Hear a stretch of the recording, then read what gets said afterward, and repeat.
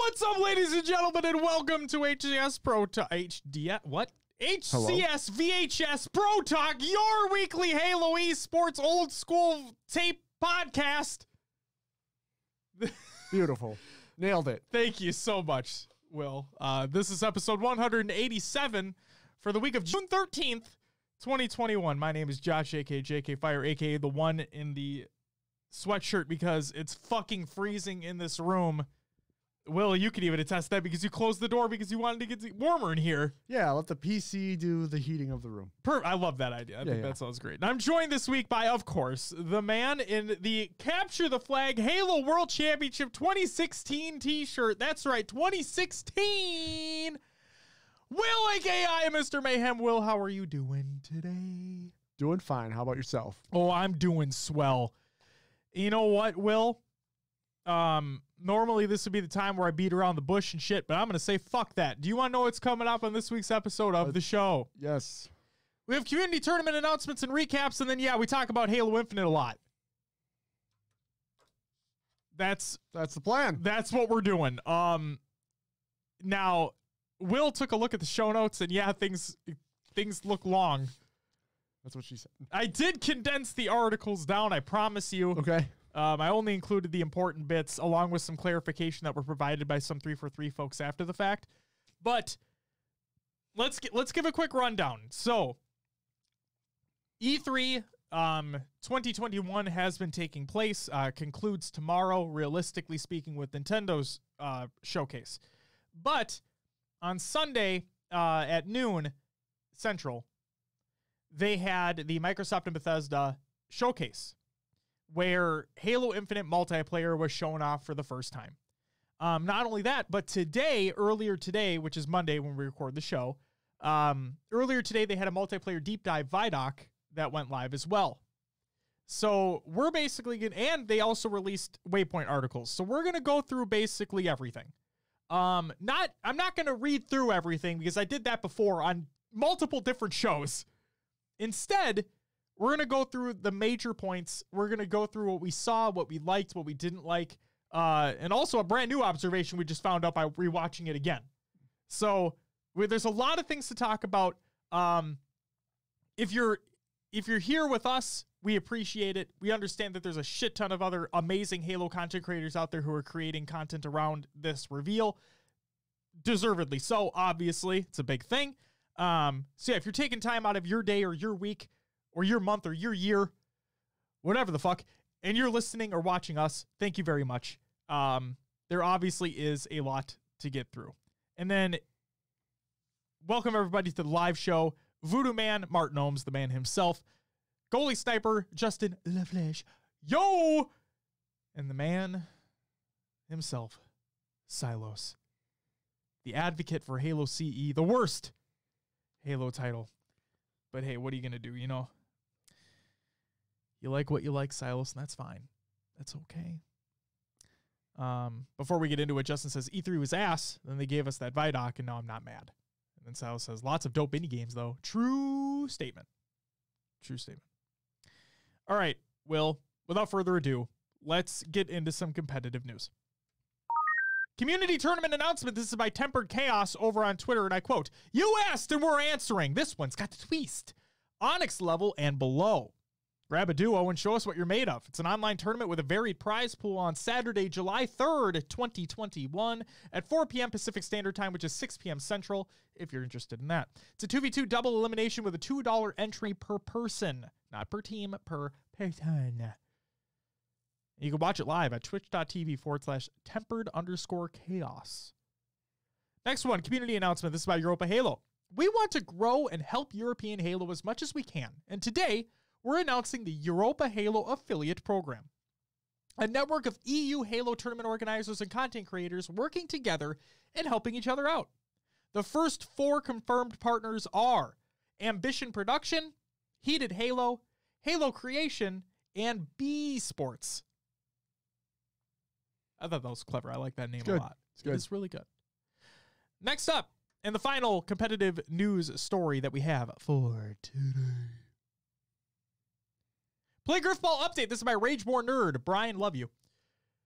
He says, hello, everyone. Oh, this is also in their Discord. If you're not a part of their Discord, you should probably fucking join it. He says, not that, but he says, hello, everyone. Signups have closed for the Halo 3 draft event of the Griffball Summer Series presented by DreamHack and powered by PlayGriffball.com. We finished with 62 players, which is good for a 15-team tournament with a couple extra players in case players drop from the pool between now and the draft.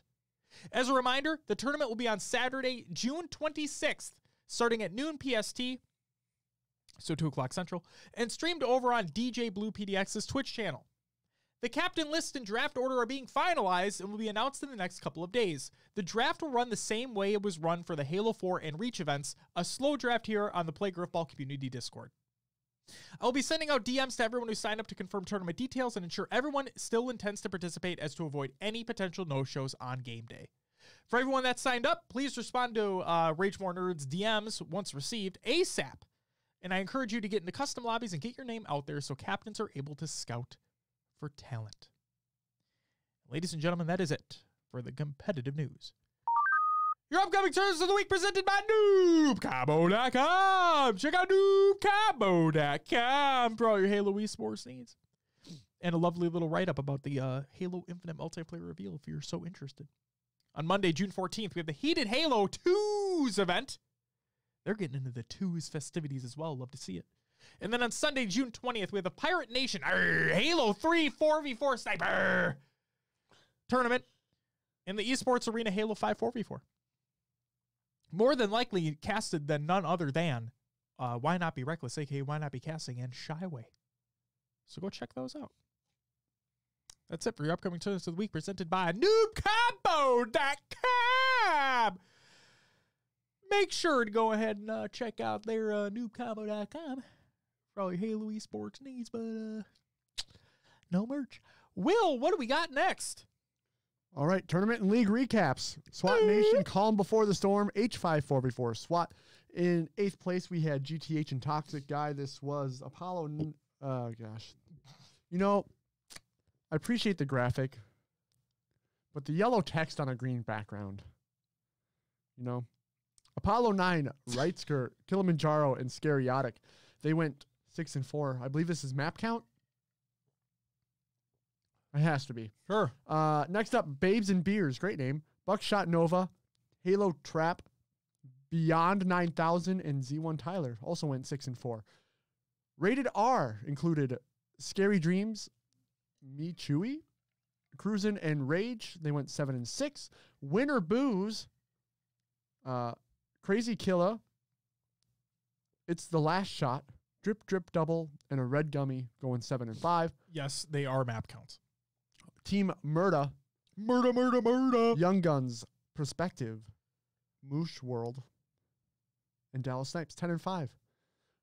In 3rd place, we had Shooters, Envor, Adiracy, iSpar, and Miss Audie going 11 and 7. 2nd place went to Team Golden Dawn. This is Smokey Dig, NSG Serial, and Bards 17 and 6. And then in 1st place, we have Munano. Munano? I don't know. Stress, Complexion, Avenue, and Diagram going 16 and 4 throughout the series, or the tournament, I should say. Congratulations, gents. Next up, Blue Team Tournaments Rainbow Road Halo 2 FFA Qualifier number 2. In 8th place, we had K-Manify. 7th went to, is it Judah? I'm going to go with Judah. 6th went to Feared 1. 5th, Ryan Noob. 4th, Stoodle Pop. 3rd went to Blizz, 2nd, Prawn, and 1st went to Stormy V2. Hey, nice to happy to see K-Matify in there too. Yeah, good for shit, sure, Kelly. For good sure. Shit. And then last but not least, the Esports Arena Halo 5 4v4. In 4th place, we had Team 0, 1117, Carmea, Simple Fury, and Swish 5. 3rd went to IC9. Inconceivable Cloud9. Yeah. Yeah. Boobadubu, Falcated, Renegade, and Stellar. 2nd went to Frosteezy, or Frosties. I like Steezy. I like Steezy too. Frosteezy, yeah. Druck, Septify, Super CC of AIDS, and Tolic. And 1st went to Ride Out and Meet Them. Wonder where that came from. It was Say and Pistola, Trippy, and Penguin. I'm too old for that shit. You know, Yeah, I don't know if that's like a meme or something. Yeah, I'm just an idiot. we're getting old. What's up, Cruzina Why? Luacra? Probably just mispronounced the fuck out of your name, and for that I apologize. But welcome to the live show. And he said, he or she said, again, let me know so I can properly state. Sup, bros? Holy shit, are we hyped or what? Oh yeah. Fuck yeah! Mattify the shit poster? He is. He's an amazing shit poster, though. Where are you? Yeah. It's one of his classics. Love that shit. The Bob Ross bit's one of the best things that's been on Twitter by far. Yes, that was great. By far. Yeah, that does it for our tournament league recaps. Let's get to the topic of the motherfucking show. It's time for the Microsoft and Bethesda E3 2021 post-show thoughts. So, here is what we're going to do. We have both the multiplayer trailer queued up and the Vidoc queued up, right? Yeah. Okay. We're not going to watch the campaign trailer. Instead, let's just briefly talk about what we saw in it, and then we can continue. Sound good? Yeah. So what I have here, again, you can type an exclamation point show notes in the chat. You can check all this shit out.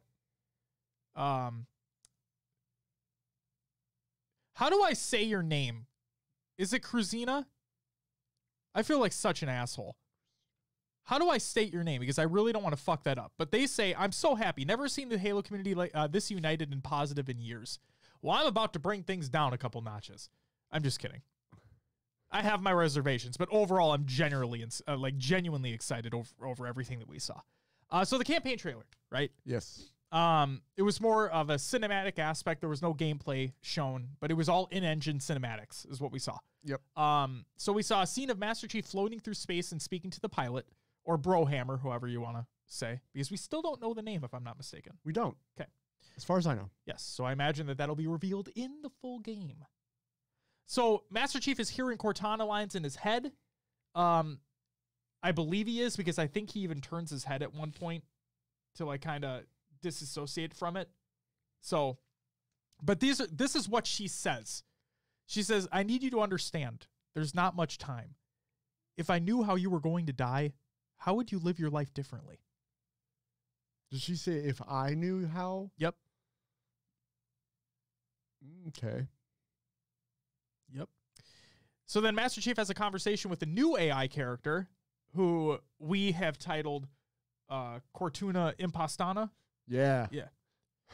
And so she states that Cortana was supposed to be destroyed or deleted by the Master Chief on the Infinity, but Chief apparently doesn't remember that. And then the new AI was also supposed to be deleted, but wasn't, or decommissioned, I guess you could say. And then Chief just ends up taking the new AI, saying the mission's changed, and it always has. It always does. Mm-hmm. And the music was gorgeous, and it just looked phenomenal, and it had me all fucking like happy in my tingly bits. You know what I'm saying? Yeah. Cruzina says, haha, Cruzina is correct. Okay, well, if I ever mispronounce, I apologize. But thank you for letting me know how to pronounce your name. Justin says, they're holding that info close. Brohammer's name and Chief is clearly having PTSD, and I still stand by the logic plague from the Gravemind from Halo 2. For Cortana, Halo 5 was rampant fragment, and real Cortana is still out there. Ooh. So, if I'm not mistaken, I saw something, I think it was Hidden Xperia, who put a tweet out there that said that, like, this scene from Halo 4 makes, like, it, if it's what it is, it makes so much more sense now. And Cortana's talking to Chief, and she says that, you know, they're going to replace me, right? And they're going to replace me probably with one that's just like me. But it's not going to be me. And he said, no, they're not. Like, they won't do that. And you jump to this, and it literally feels that's exactly what happened. Because she even says, like Cortuna Impostana even says. I love how that just rolls off your tongue now. I have to make it a thing, you know, because I've been seeing people say Cortuna, and I'm like, no, you got to do the whole thing. So she says that she's supposed to like mimic her. She's supposed to Yeah. mimic Cortana. It's like she's supposed to be her without actually being her. Justin says he's talked about it at length. Well, clearly I need to go back and look at shit, but I liked that overall, though. I talked about, you can go watch our reaction video to the Microsoft and Bethesda showcase. It's on our YouTube right now. Literally right now. You can go check that out after this episode, of course. But no, I talk about how I really enjoyed what I saw, but I was expecting there to be gameplay when Chief lands feet first into the ship segment of or wherever he is. I expected that to turn into gameplay, but it didn't, but that's okay. For all we know, those, I believe those are two separate scenes. Not because Yes, he's landing yes. on a ship. It looked right? like it. Yep. It looked definitely like there was a clear cut until this between the first part and then the Yeah. second part where he's talking to Cortuna. And then when he does talk to Cortuna in Pastana, Yeah. she says on this installation, so she might already be on a ring. Justin says it's a younger Cortana, and spoilers for Shadows of Reach if you want to know, DM me. Okay, so it's a younger Cortana. So it is her, but not her. It's like, Well, we had a conversation with the podcast Evolve guys that there was 3 brains, right? yes, that It's Halsey split it up. Yeah, so Or this made is most duplicates. likely one of those brains that Mhm. was achieved on Reach. It wouldn't surprise me. Not Cortana 1.0. No, I wouldn't expect. No. I wouldn't expect it to be. So Will, overall, did you enjoy what you saw on the campaign portion of what we got? Oh yeah, it made me really excited to Agreed. jump in. I fucking December, gotta wait. So that's the thing too, is that we'll talk about release date stuff because we didn't get one. So that was another big point, is that Will was 100% correct that we were not going to get one. I heavily thought we were going to get a hard date, and we didn't. We got holiday. But Yeah, all- my prediction came from a sense of just them wanting time and fluidity sure, to be able to do what they want. If that and makes delay it another year. sense. Yeah, 2022. We'll do this again next E3. Oh my god. No, just kidding. Better not. Better Um, not. Coming for you, 343, if you do that to us. Oh shit, Will's threatening you, so be prepared. No, what I was gonna say is that we'll talk about it a little bit later, where there is a potential more locked down release window, I guess you could say. Again, it's all speculation. Nothing is known at this point, but based off of all the PR speech that we've received so far, it sounds like this is what's going to happen, and we'll get to that in a little bit. Justin says yes, but I'm still so curious. But I'm pretty pumped for crapping on bots to warm up now. Fuck yeah, man! So let's get into multiplayer. Will, should we check out the multiplayer trailer first? Yeah, you ready? I am ready. I mean, you can go ahead and switch to it. Okay, perfect. Yeah, I'll just start it up. So again, we're starting with the multiplayer trailer that was revealed during the Microsoft and Bethesda E3 showcase. Okay, so this is the 2 minute and some odd second, 2 minute and 25 second multiplayer trailer. We're going to watch through it, and then we'll go through what we got, along with any additions that we may have seen after the fact. Ladies and gentlemen, here we go.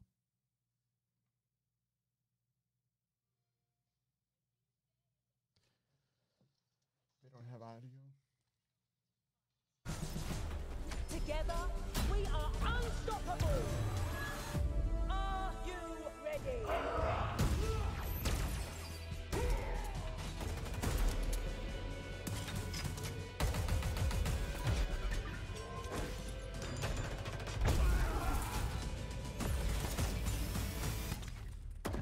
No scope.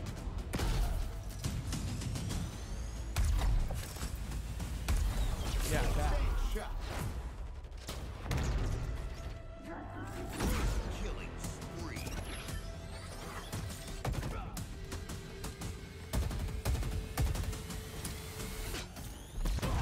Double kill. Hello, let's do some damage. Skewer acquired.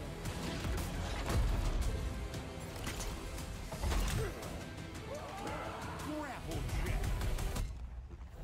Flame Grapple beacon jack. acquired. Return it to base.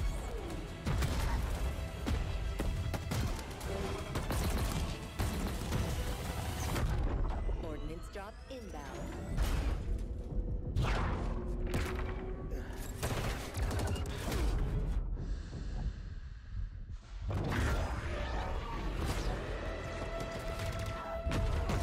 The flag is ours. Please call us at your earliest convenience.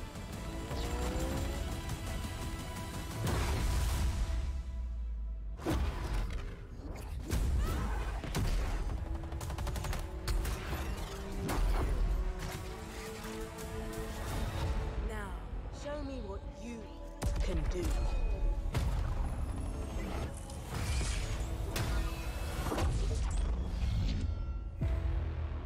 The fucking oddball part gets me every time. So something we haven't talked about before is Sure. there is a literal like graffiti of Master Chief to the left. There is. So the speculation was, is there sprays or not? Are we getting sprays? Yeah. Yeah, that was the question. Okay, so you can switch us back to the topic screen. Okay, so again, that was just the multiplayer trailer that was revealed during the Microsoft and Bethesda E3 showcase for E3 2021. Justin says, did you see the leak for potential bots being added in Season 7 of MCC? Just saw a random tweet. I mean, it'd be cool. I didn't see it. I don't know how they'd implement that because they'd have to create like A brand new system around it. yeah. And they're so focused on custom game browser at this point. Unless they've been adding it in there, I don't know. But that wasn't in the flight either. So I would just take that as rumor. Justin says, loving the ragdoll effects. Absolutely. We'll talk about that in a second. He said, although we did have graffiti in Warzone too, so who knows? But it's funny that was like a predominant thing in that portion. You know? Yeah. It's just weird because it wasn't shown anywhere else. Okay, so one of the big things that was seen during this was sprinting with the flag. And in the Vidoc that we'll watch shortly, we saw another clip of that happening. So it appears as though sprinting with the flag is confirmed. Do we want to elaborate further on that with speculation or no? I mean, what are you thinking? I mean, we know 2 hands on the flag, no sidearm. Correct. No sidearm. So you're at a disadvantage with not being able to shoot, but you can move faster. Correct. We don't know if this carries over to 4v4 because we saw it in a BTB setting. Both times, if I'm not mistaken. Yes. That is correct. So, with slip space engine being as customizable Here comes the PR speech. as they said, Yep. are we going to not have sprinting with the flag in 4v4, but in BTB? I really hope we get answers, obviously. And then also, the man himself Unisheck. put out a tweet asking people to be like, hey, what are your questions? Make sure you put hashtag Ask343 and we might include them in the next video, which makes me believe that their next Ask343 video is going to be on the multiplayer. Yeah. So, Your thoughts on the flag thing? I think it's fine in the sense that you're right. We don't have the sidearm anymore. Like Yep. you don't take out a pistol. You're not able to. I think if I'm not mistaken, maybe they changed it in 5. I don't pay attention nearly as much, but is it infinite ammo in 5 when you have the Flagnum out? I guess I don't know. I haven't paid attention either. I think it's infinite ammo. I could be completely wrong though. But regardless, you don't have that opportunity to fight back. If you take the objective, it's the objective. Now, what we did not see, we didn't see flag juggling. No. So the question is, I forget if it's 4, but I believe there is a Halo title where you're not able to drop the objective once you have it in your hand. Mm-hmm. I think it's 4. I could be completely wrong here, but I swear I think there is a Halo title that makes it so you can't. Sal says flag juggling is too nerdy to show in a presentation. And he says H4 you can't drop it. Okay, Yeah, perfect. yeah. So I was riding an H4. And yeah, I agree it's too nerdy to show, but we just didn't see it anyway. But like maybe not necessarily flag juggling, but the fact that we didn't see anybody drop a flag to get a weapon, to get in a vehicle, to get a power up, you know, we didn't see anything like that. We just literally didn't see anybody drop a flag unless they died. And I don't even think we saw that. Nope. So, we did see somebody with a bomb die, but that's we'll get to that in a second. So, new sound bites have been added. These are just a few that we heard. No scope is replacing snapshot. I think it makes more sense. Snapshot kind of sounds cooler, but everybody knows no scope. So there's that. Bank shot has been added, and so has grapple jack has been added as well when you grapple shot onto a vehicle and you hijack it, right? So I want to talk about bank shot and the scatter shot-esque weapon that we saw. Yeah. Because something that Will and I noticed right after watching it right before recording the show is that the reticle changes in the same clip. The reticle changes from horizontal to vertical. And if you see the bullet spread of this gun, the bullets start horizontally, and then when the weapon switches, the bullets go vertically. And this is where the bank shot comes in. Yeah, so the first shot is with a horizontal reticle. It hits the sidewall and shoots to the left. Yes, still The second- horizontal. So there's an action clip of the shots being seen, and then when we come back to the player, the reticle is flipped. And it looks like the gun is more in a vertical fashion too. Yeah. Like it looks like the gun changed or like transformed in a sense. Yep, he then shoots the ceilings. The bullets come down, projectiles, I guess you'd call them. We don't know what they are yet. Yep. And hit the player, and that's when he gets the bank shot. Metal. Yeah. So don't know. So I was talking to Will about this, and I don't know if they've said. I felt like they've said that some weapons can have alternate firing modes, and if that's the case, if I'm wrong on that, then I'm 100% wrong on that. But I thought I remembered something like that from the campaign reveal last year. But if weapons have alternate firing modes, it seems like that one does. Yeah. Because we literally see the reticle go from horizontal to vertical, and the projectiles, start horizontal, and then when it switches, goes vertical. So I feel like we should pull it up in the video to show. But let's do it. Let's fucking do it. Can you make that happen? I can absolutely make that happen. Give me a sec. I gotta find. I got the controls over here. Here we go. I was just gonna say I gotta find the reticle for a sec.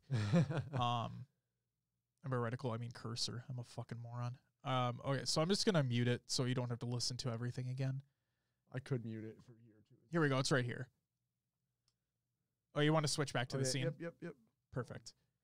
So for those who are listening to the audio version of the show, I apologize because we're kind of going to go a little bit clip for clip here in the trailer. So please go check out the VOD if you want to know exactly what we're talking about here. But for those who are watching live or watching the VOD, this is what we're talking about. So this is the snipe shot, right? Gets the no scope, gets the assassination, and then So here, yes, here it starts horizontal, okay? And I still don't think we know what this weapon is yet. I don't think we do. I could be wrong, but you can see the reticle starts horizontal, and when it shoots the first time, okay, so it sounds like he charges it up, Yep. right? And you can see the projectiles start going horizontally, bank off the wall, and then kind of shoot in different directions. Looks like a couple of them too kind of just don't go the right way. Which Yeah. is kind of interesting. Yep. So charges it up, shoots the shot horizontal.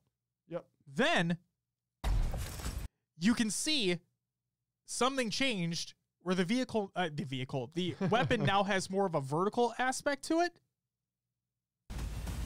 And you can see that It's hard to see with the projectiles there, but yeah, it's horizontal. Oh, sorry, I can just go back real quick.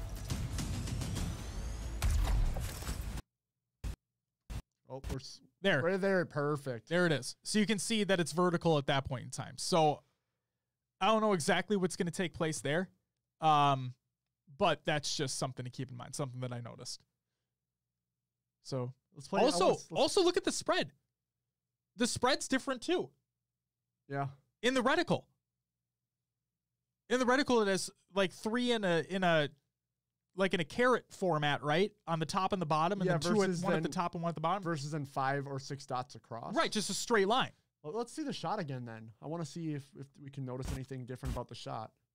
Yeah, you see the 3 and 3. Yep. Okay, so it's a completely different type of firing. Ah. Look at us. Look at us. Look at us. Who would have thought? Not me. Fucking, this is Shyway written all over it. That's interesting. Yeah, that's crazy. I didn't even see that. That's pretty cool. That is really cool. So that's just something to keep in mind. Justin says, could also be redesigns because the BR change from vid to vid could be staged. Well, here, it's the same clip, though. Justin, the BR clips are completely different, and that I understand. And Unisheck already came out and said that, or was Sketch. One of them already came out and said that the BR, like you said, it's the new one. It's the one everybody knows. It's not the really simplified one, because that was from an older build. This is the same clip. He did say both were early, but leaning towards the one with the circle. Right. So it could be different from that even. Yes, anything can change here, but I'm just saying in terms of the BR versus this is the same clip. And like it's the same enemy that he's shooting at. It's the same exact clip. He just switches the way that gun's being fired. You can clearly see that. Fire modes would be cool. I guess I thought I heard something in regards to it. I could be completely wrong though. So then later on in the trailer, we had, I guess we'll just keep this up because we're already fucking here. Yeah. So then we had the oddball. I'm gonna lower the volume on this. So we see what we think is the spray, right? If there is a spray, but then again, you can see like the dirt from the wall on it. Yeah, it's overlapping it. Yeah, so maybe that's just an actual decal that's on the wall itself and not. Because it's the Master Chief. Why wouldn't he be on the wall? It's right. Why wouldn't Master Chief be on the wall? Yeah, why wouldn't he be on the wall? So you have what we believe is the new oddball. It's beautiful. I love it. The blue flame is so good. So what? Never mind. What? No. What's your question? It's got to be the oddball. It's gotta. It to me, because my part of me now, I'm being dumb. Part of me now thinks, what if it's like a new melee weapon that's picked up off the ground? No. That's why I said no. The other thing that popped in my mind when I saw this was like finding skulls in campaign. Sure. But then I'm like, this is a multiplayer reveal. It's not going to have fucking campaign skulls. And in other Halos, like the skull, the oddball skull is flaming. So it would make sense that that's what this is. Yep. But the reason why part of me for a very split second wondered if this was a new melee weapon is because of the Spartan that gets fucking destroyed in a second by this. Right there. It just fucking flies. It sends them. I love that scene. I'm curious if this means oddball's back to a one-hit melee, or if that player was weak when they got hit. And that's gotta be a one hit. That's gotta be. That fucker gets obliterated. I don't think you're gonna see it in time. I think he's already hit. Right, but you can see the shields. Yeah. What's up with the explosion then? Was that just a nade? Was that a rocket or something? Yeah, it might have been. So many just questions. That fucking. Oh yeah, there's a rocket coming in. Yeah. But like that hit is so good. It's so good. Also, what's with these oddballs always needing to be on fire? What the fuck is wrong with that? Maddie says it could just be for the cinematic. In that clip where they grapple with the oddball, is it on fire there? Or they grapple with the oddball? Is that in the same trailer? I'm an idiot right now. One hit never works for oddball. Depends on the game and the map. I wish it did work. Oddball settings would be changed immediately by the community. I don't know. All right, let's see. So what does he drop there? Does he drop the ball? No, he drops something else. Like, he drops his equipment. You see that? Yeah. What did he drop? And why? That's really my question. Why did he drop it? As he's being sprayed. Yeah. We don't get to see. I bet it deployed something. It might be that drop shield. That could have been. Now, show me what Oh yeah, and then we see. you can do. All right, so we'll talk about this. He drops the drop wall. In the next scene, you can see it. Okay, that's perfect. Okay, that's same scene then. Okay, so here's the next point I wanted to make. This is Combat Evolved mechanic is making its return from Halo 5. Yeah. For those who don't know what the Combat Evolved mechanic is, this is where you throw a plasma grenade at a weapon spawn location, and the weapon shoots back towards you. And then if you catch it, then you get what is called a Combat Evolved. You could do this in Halo 1, hence why it's called Combat Evolved. They brought it back in Halo 5, so it's nice to see a return again in Halo Infinite, and you can see it being utilized here. And that fucking slice animation's so good, too. Yeah. Like, just brutal. Love Good that stuff. shit. Good stuff. Love it, love it, love it. So there's that. So then the question is, right, if that is the oddball, which we assume it to be, do we get oddball at launch finally and not something that's tacked on? It's got to be. Gotta be. I agree. It's in the trailer. I How are agree. they not going to have it at launch? I agree. For those who don't think it's going to be on launch, what are you thinking? What are you doing? Come on. In the, so if we go back to the BTB portion of this, just a couple things I wanted to quickly point out. Once we get there, let's see. We'll talk about the repulsor and everything in a little bit because that's a given. Okay, so if we pay attention here at the beginning of the BTB portion, well, not the beginning, but Claim the enemy flag. so you'll see that the man cannon appears to have been redesigned. It looks like we have a normal one, or is that a man cannon off the end of the base there? That's what I would assume. Right? But that looks like the edge of the map. I could be completely wrong though. Unless it goes into like this, the bases are up high and there's a little bit of a valley. True. Yeah, So you yeah. see there is what looks to be a redesigned man cannon, and then there it looks to be a traditional man cannon on the base. So I don't know. Is that a man cannon down there, or is it just a ramp? Well, you'll see. Oh, he flies. Yeah. Yep, that's the same player. Right there. And you can see that slipstream I was telling you about Yeah. that the character still has as well. Again, for those listening to this to the audio version of the show, I am so sorry. We're gonna sound like we're all over the place. So like I said, this episode especially, please go watch the VOD. Justin says, P.S. no medals seen yet. I don't think the only time I think we'd see medals is in the Vidoc, and even then we almost didn't get HUD elements in that Vidoc. Yeah. So I guess it really doesn't surprise Yeah. me. With this one, it's a trailer. It's supposed to be cinematic. They Yes. removed all that stuff, I'm assuming, if there Yes. was any at the time. Yes. Eric says, juggling kids, so got to comment while I can. Excited for the possibility for a Warthog passenger to be fun again. Ride along and grapple jack in vehicles in BTB. Fuck yeah, Eric. Also Yes. good to see you, man. Hope you're doing well and hope the kids are doing well. Okay, so there is that portion. The thing that I wanted to say was at the very end of this, I put a couple of more notes. I love how the weapons feel weighty, based off of the sounds that they're making in the trailer. And one more thing, just real quick. Go. I like the sense of brutality when it comes to the Spartans being hit and shot. Go. Yes, agree with the brutality. The animations, like in that scene with the energy sword, the guy gets shot in the head with a pistol and his head just whips back. Amazing. With the weighty weapons, Yes.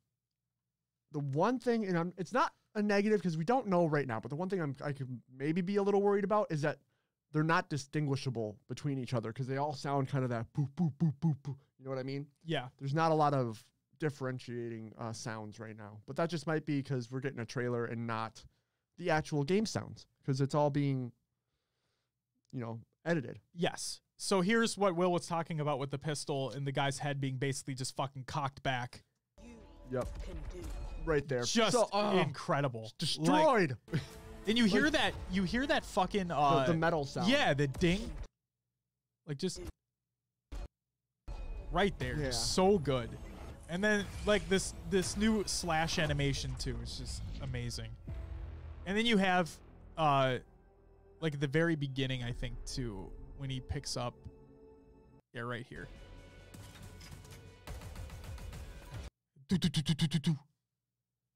It is cinematic though, so I mean we don't get a real representation. I think we get a better representation in the Vidoc. Maddie says, what I love about this trailer is that if you slow it down and listen closely, you can hear the Spartans' death screams in certain scenes. Yes, the Yep. oddball one. Yup. Yes. It's so good. It's so good. Justin says 4 people in the new Warthog too. Oh yeah, so we'll talk about that vehicle in a second as well. So from what I've seen so far, Yes. there is brutality Yeah. in the kills. Fuck yeah. They're swearing with the Are we getting a rated M for a mature Halo game again? that's what I'm wondering because the AI swears. If there's enough of it, it's got to get a. She says hell. Oh no, she says ass. She's haul ass. Yeah, haul ass, bitch. And if we have because we've learned a little bit more about AI, if we have variations, Yes. Foreshadowing in a future reading. there might be a M in our future. I wouldn't. Is it still rating pending? Yes, that's what I've seen. Okay. Maddie says it seems like most of the non-power weapons are located on the walls, and that's why I was confused too, Maddie, because we talked about it during the reveal event. Is that based off the wording in the blog post, which we're going to not read fully, but get to here in a second? It sounded as though all of them are located on the walls, but as we saw in the trailer in the Vidoc, no, there are power weapons that are located on the ground via spawn points. So, there's that. And then Justin says they're usually leaning up against them, so the racks are a cleaner version. I agree. In today's video, there's a plasma pistols and others on the walls too. Yeah, that's fine. I agree with Justin that they do look cleaner. And also, if they make the sound that it made here at the very beginning, you want to just go back. I'm sorry. I'm sorry. Here we go. I'm sorry for doing this to you. That But was if it cool. makes the same sound that it makes when you pick up a weapon like this right now, doof. Like if it makes Yeah. that sound every time, oh, that sounds awesome. I'm wondering if that's not picking up the gun, but dropping your other weapon. Ooh. Eh? That's a good question. Eh?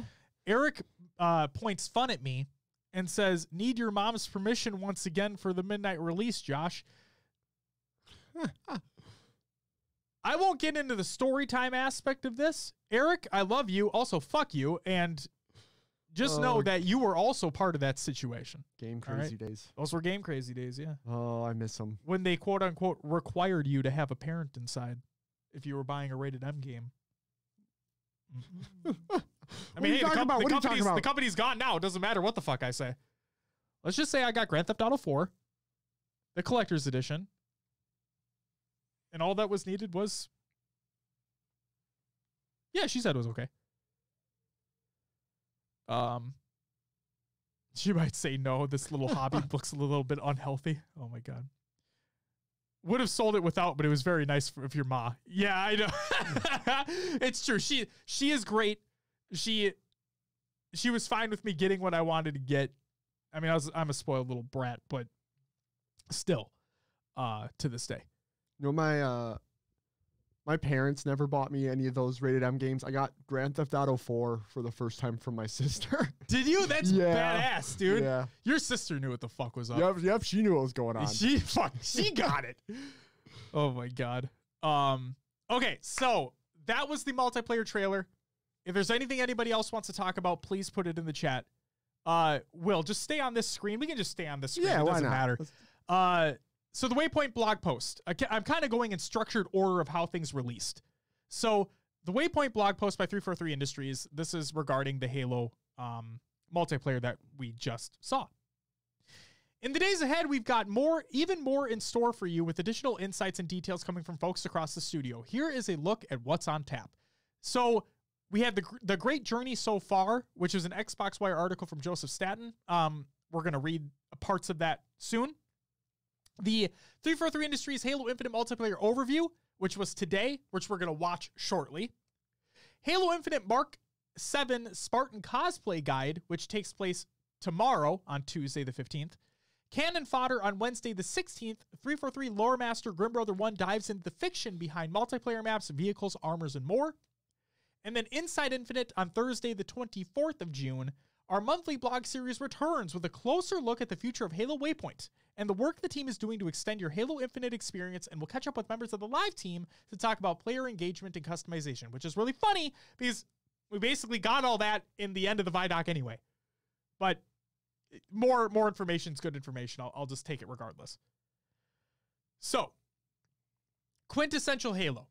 In today's trailer, you'll catch a first glimpse of two additional pieces of equipment. The threat sensor is an area of effects support device that periodically pulses and illuminates enemy players within its radius, while the aptly named repulsor can be used to deflect projectiles and anything else that gets in the way.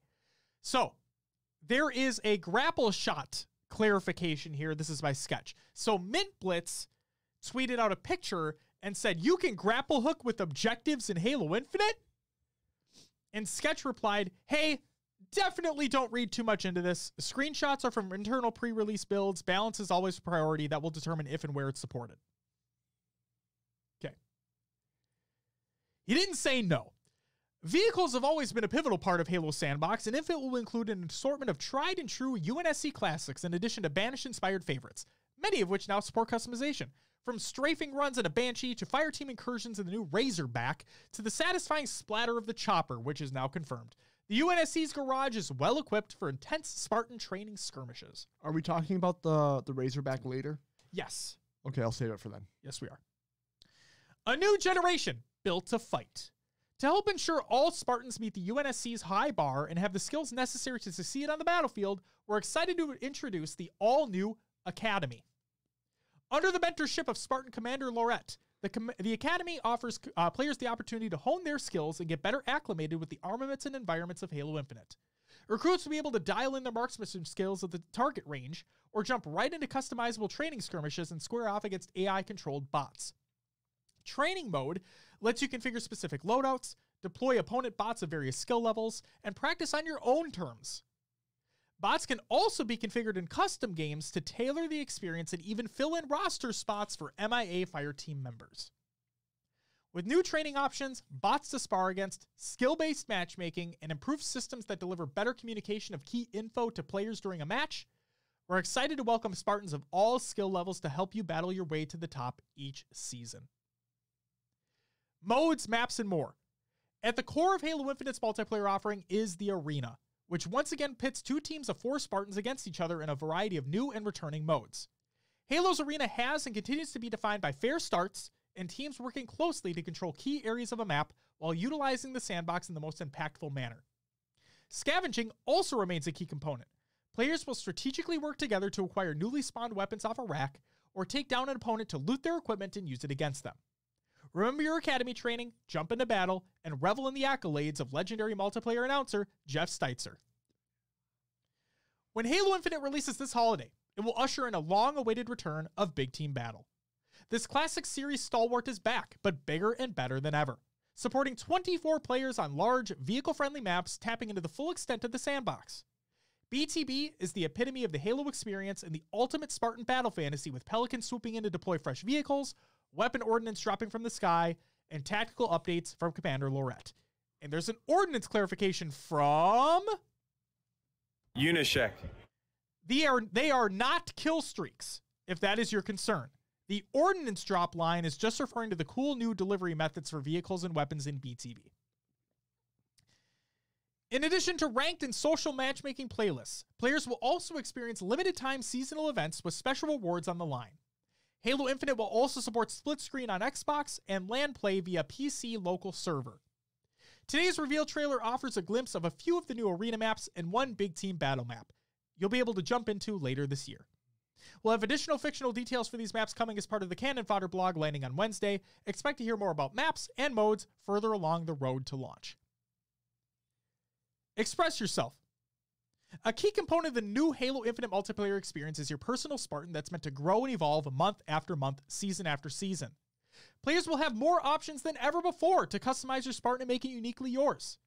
Each season will feature a new assortment of customization pieces and components that can be earned via gameplay, challenges, events, and purchase. We've said this before, but it bears saying again. There will be no loot boxes or elements of chance if you decide to purchase an optional customization item. And of course, all of Halo Infinite Spartan customization elements are purely cosmetic and have no impact to gameplay. The Armor Hall offers more per-piece customization options than any prior Halo game, including everything from helmets to visors to gloves to shoulder pads and more. Customization doesn't stop at armor. You'll be able to earn and apply coatings to weapons and vehicles too. And that helpful and humorous voice you hear in the trailer?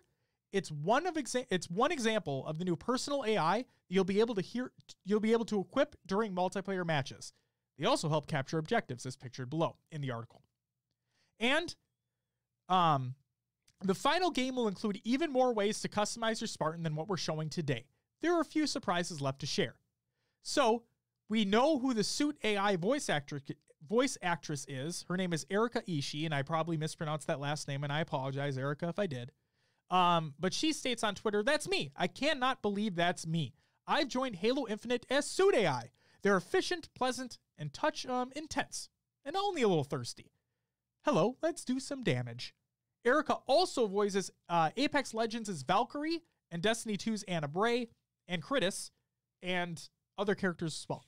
So it's fucking cool. To fully support our goals and expand the player expression in Halo Infinite, the team has designed a new friend and foe system for multiplayer games. At a high level, this functions as an outline system that uses different colors to denote friends and foes. These colors are configurable for accessibility purposes, and whatever colors you assign will match your scoreboard, team bases, and team flags. This isn't depicted in the reveal trailer due to its more cinematic nature, but we'll have more details to share down the road, and Halo insiders will be able to check it out firsthand during technical previews later this summer. And then at the end of the article, they talk about signing up for the insider program. If you haven't already, just fucking do it. My words, not theirs. Justin says, if they don't have a British one or bring in casters to add voices, I'll riot. I want Golden Boy in my ear, like Beth said about Sims. Funny you say that. We'll get to that in a minute. Okay, and then I just wanted to get to this other article that released as well at the same time. So Halo Infinite, The Great Journey So Far. This is by Joseph Staten, the head of creative for Halo Infinite. Even though launch is a huge moment, it's just the beginning of Halo Infinite's great journey. Sorry, I couldn't help myself. A major focus for our team is the content we'll deliver after the game is shipped, and work has already started on our first year of content and beyond. You saw some examples of that effort in our multiplayer trailer, with tons of Spartan customization options that will be part of our very first season, Heroes of Reach, including a super sweet Yoroi Spartan. And in case you were wondering, that Yoroi armor is free, and you can unlock it just by playing events in Season 1. So, the samurai armor that you saw at the end of the multiplayer reveal trailer is going to be an event set that'll be included in, I believe, in Season 1. So, there you go. When it comes to gameplay, our goal is to deliver a multiplayer experience that honors classic Halo combat while also offering new players the support needed to jump in and have a great time. To that end, we're introducing the Spartan Academy and Spartan Commander Lorette, who will help players familiarize themselves with maps, weapons, and equipment. We're also introducing mop matches so players new and old can warm up before they hit the battlefield. We've got more in store for bots and the Academy content over the time, and we look forward to rolling out as the game evolves. And that gets at the heart of our other focus, making Halo Infinite a game that will grow over time with the community. It's incredibly important that all of you are partners in this journey, and we're dedicated to listening to your feedback and continuing to improve the game over time. As we try new things and take risks, we'll listen closely to the community to understand what players love and what we need to re-examine as we go forward. For the first time in franchise history, we're getting a chance to really dig in and deliver new experiences for our players. Some things you might expect, like new maps and modes, but we might just have a few more surprises up our sleeves that you'll see in the months following our launch this year. Lastly, while today is largely a celebration of Halo Infinite's multiplayer experience, I'd be remiss if I didn't also speak to those tantalizing bits of the campaign we shared during the showcase. We're continuing the story of the Master Chief and Cortana from Halo 5, but also telling a story that's welcoming for new players. Cortana's fate is one of the Infinite's campaign's big mysteries, and early in the story, you'll meet a new UNSC AI, the Weapon, that was created to help stop Cortana. Together with the pilot, the Master Chief, and the Weapon, begin an epic adventure to explore Zeta Halo, defeat the banished forces who control the ring, and unravel even more mysteries along the way. So, Cortuna Impostana is the Weapon.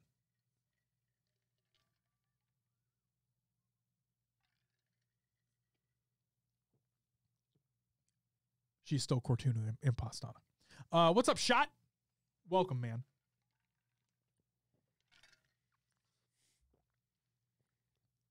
Okay. So that was a lot of reading. I apologize. But I thought it was all pretty relevant information to what we were talking about. And again, if you want to read the entire article, both of them in their entirety, check out the show notes, the Google Doc of the show notes of the show. Links are included in there. ! Show notes in chat if you're watching live or you're checking out the VOD on Twitch, I guess you could say, because there's chat replay. Will, shall we watch the Vidoc? Sure. Let's Yes, get the of course. Fuck yeah, let's get the fuck into it. So, this is the Vidoc that just released today. We're going to watch through the entire thing. We'll go through the notes that we have. If there's anything else that we see, we can talk about it after the fact. Everybody share your thoughts, post them in the chat. Let's get the fuck into it.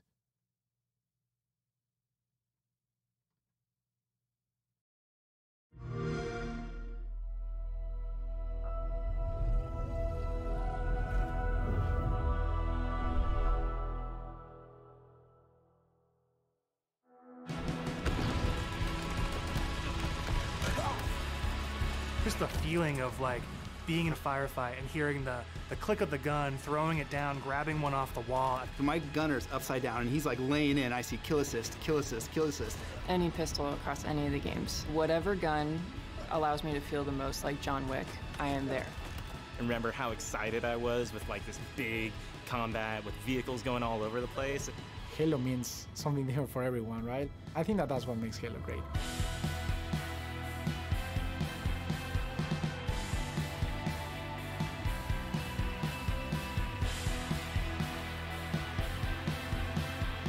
What is Halo multiplayer? And for me, it boils down to this tight arena-style combat and big team battle, this wide open, vehicle-infused kind of combat. We're taking that awesome legacy or classic Halo combat experience and modernizing it in ways that'll feel fresh to old players and really exciting to new players. We're gonna give you great ways to customize your Spartan, really make your super soldier your own, and we're kicking off a journey, an experience that's gonna evolve month to month, season to season, year after year.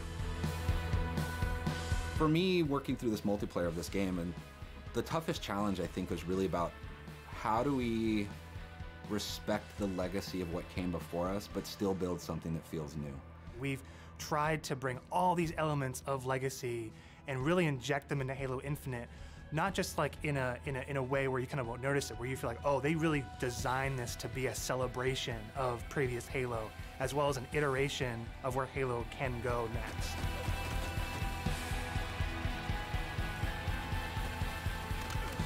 The vision of Arena was all about a tight experience. It was all about being fair.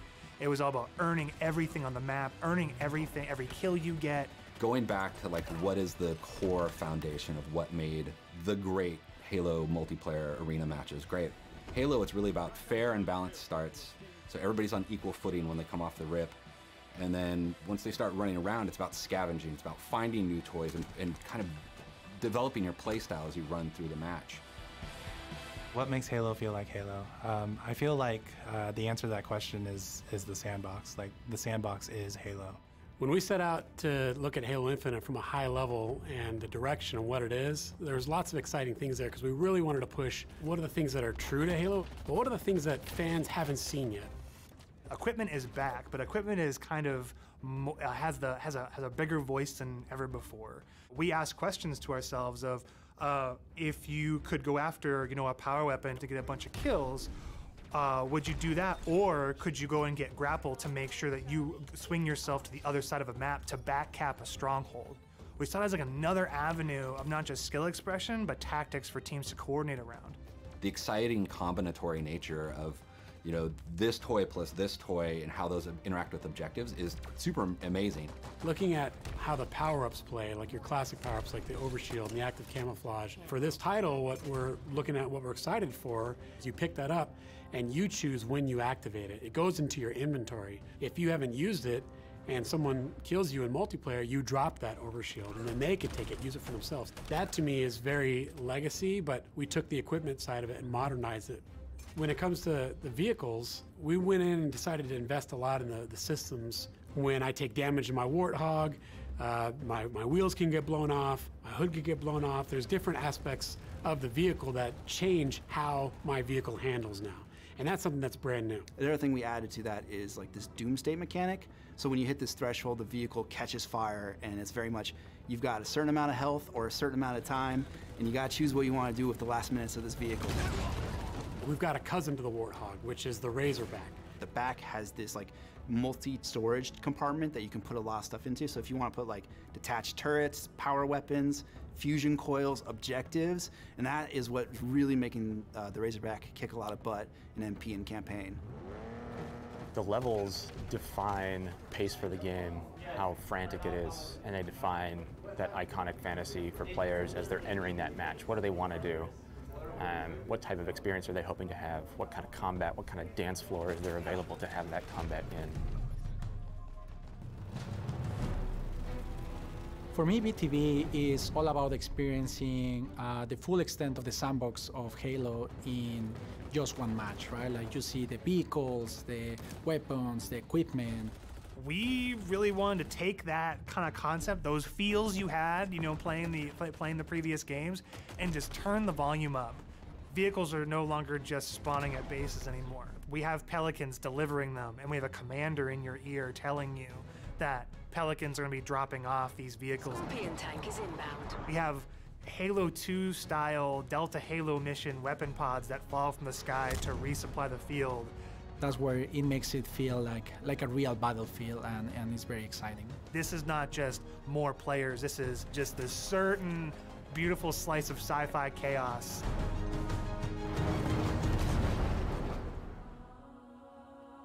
The announcer is your big gameplay moments, your game modes, just like the way it was before. Personal AI is really a reflection and information for the player. Personal AI.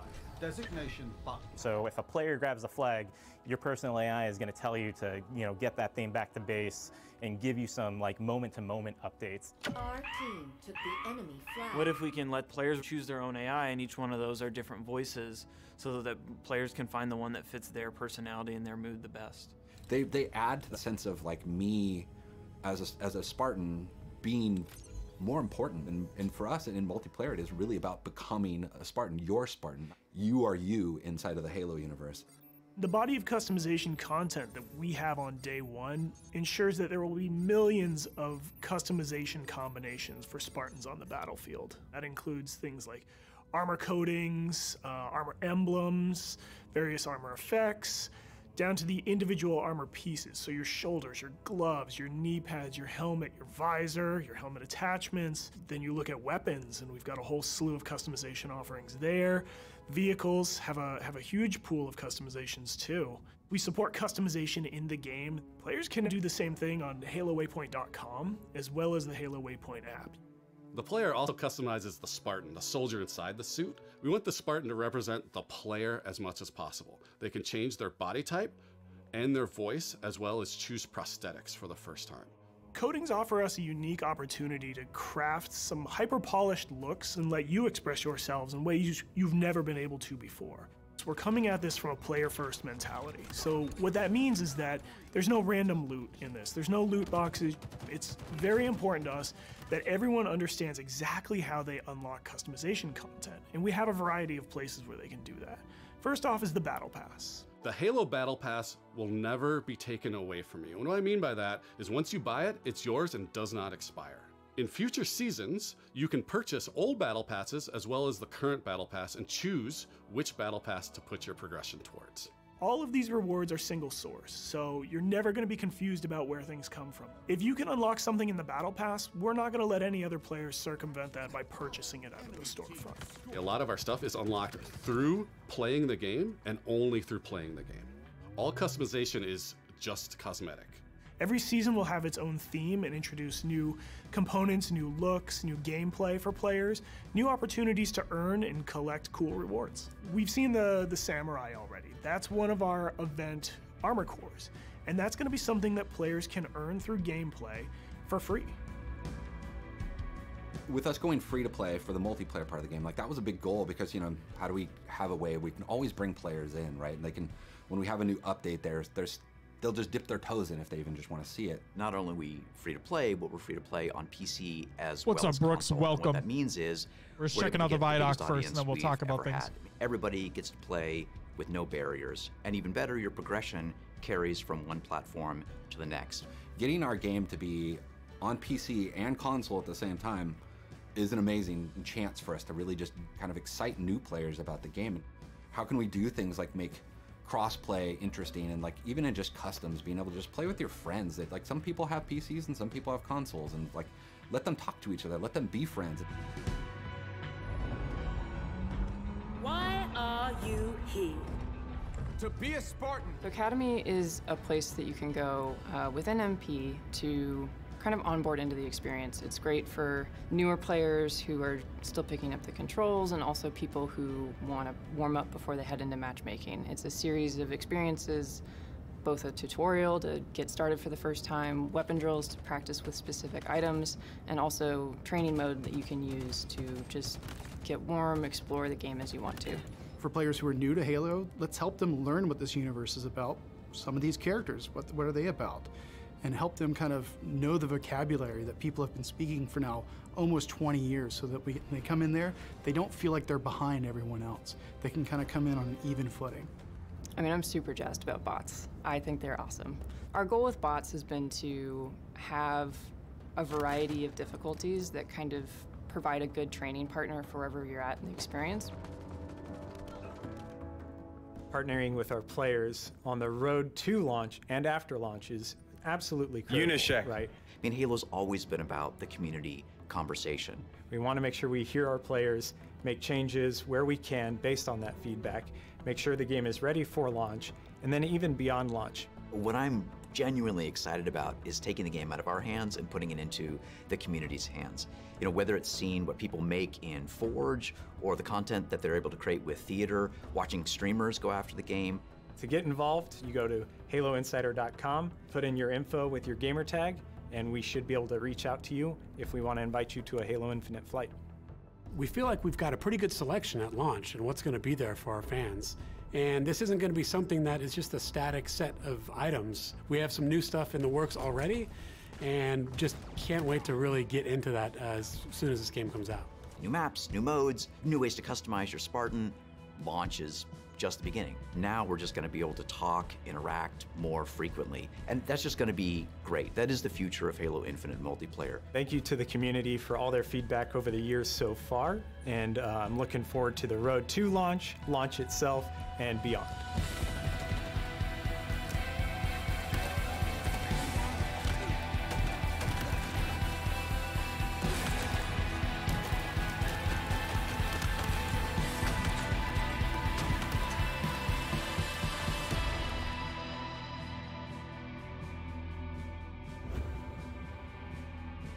Okay.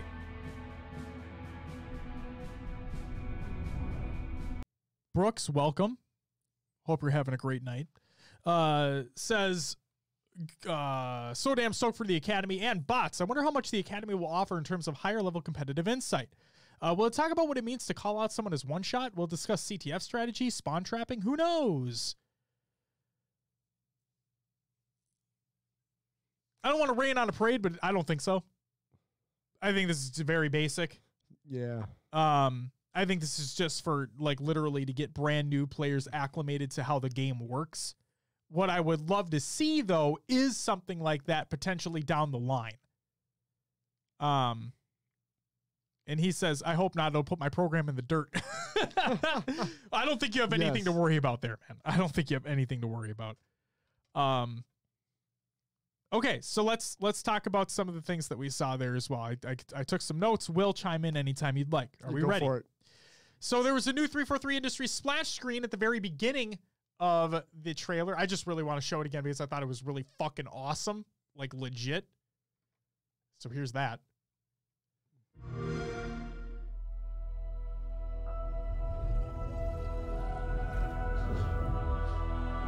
God, it looks so good. And then you have the halo outside as well. Yeah. God damn, it looks so good. It's good. So we had our first look at the UI, or the supposed UI. Again, this is all very early. This is all purely speculative because we can only go based off of what we saw. So it looks like we get a look at the UI in a multiplayer match. It looks like there was a point structure for kills and more. So there's 100 points for a kill, 50 for an assist, 25 for a minor objective action. That's defeat a bomb or ball carrier type of action. And then 300 for a major objective action like capturing a flag. Now Justin said that what's going on with the 100 points thing? I don't want Halo 4 esque points again. I have no idea what that's actually going to be around. Is there going to be a point structure in the game? Is that experience points towards your battle pass? I don't know. Personally, the thing, well, I don't play Fortnite. We played like that one time, once in a blue moon, you know? Yeah. What I do like about what they've been doing is that anything and everything that you do contributes experience to your battle pass. And if Halo is going in that direction, I'm all for it. I think that's awesome because it'll keep people engaged, because no matter what they're doing, they're always progressing. It's like Destiny 2 notwithstanding, but it's like the Destiny 1 grind where you always felt as though you were progressing towards something better.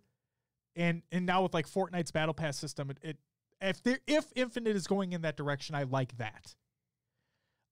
Brooks says, I wonder if there'll be a flag Slayer game type like an action sack on MCC, if it's more like what you're saying about XP or Halo 4 score. That didn't necessarily add to the team score. I do not know.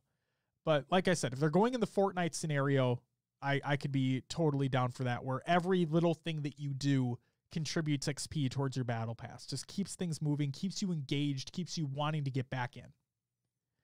And also the HUD itself looked like it was a modern kind of minimalistic approach. Again, we know that this is early. We know that this is not technically finalized yet, but we got to see the shield at the top. We saw the equipment and the grenade indicator on the right. We saw the mini map with what looked to be a reduced radius on the left. And then like your kill feed was on the left above the radar as well. Again, in kind of a minimalistic design. And then your point structure kind of popped up like almost near the middle to the left a little bit as to what was taking place there. So there's that. Will, is there anything you'd like to add? Okay. So I kind of broke these things out in terms of like social and BTB because, again, we haven't seen anything competitive yet. So let's just go based off of that. So in the social aspect of the Vidoc, right, the repulsor, which was used in the multiplayer trailer to shoot back plasma pistol fully charged shot, which would break your shields traditionally, the repulsor knocked it back and hit it at the enemy instead. In the Vidoc, what we saw was the repulsor used in a more movement-based way, where the Spartan looked down at the ground, used the repulsor, and was able to get up to a bigger height and use his gravity hammer to get a multi-kill. So clearly there are multiple functions that these equipment pieces can be utilized, which is cool. I think that was cool. Nothing really crazy there, but it was just cool to see. So then we probably get into my biggest contention point. And I'm fine if people want to shit on me for this. So you can grapple camo and overshield. We already know you can grapple weapons. We already know you can grapple Spartans. We already know you can grapple vehicles. So it just kind of makes sense that you can grapple equipment too. And that is what they're treating these power-ups as, is equipment. So much so that camo and overshield, probably among other power-ups, depending upon what other power-ups are in the game, they can now be banked in your inventory when picked up, allowing you to choose when you activate it. Acting like equipment, if you fail to activate it when you die, like before you die, you drop it for somebody else to scavenge. And they can then bank it, use it whenever they'd like to.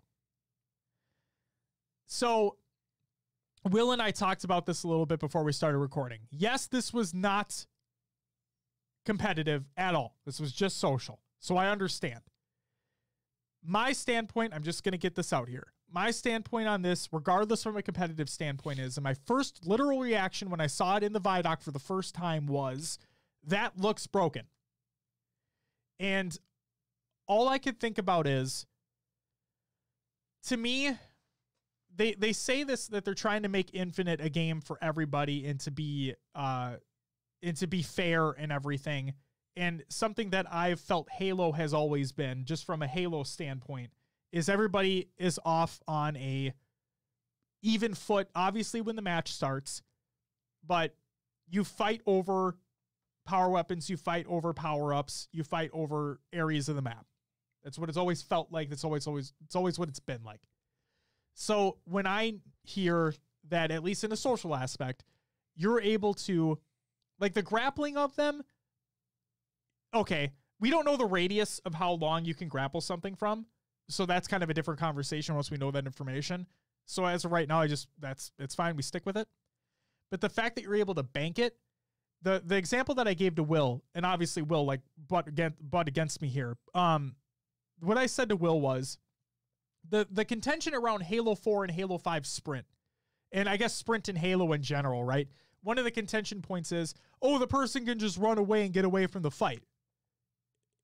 So in Halo 4, sure, because your shields can recharge when you run. Like, whatever. That's notwithstanding.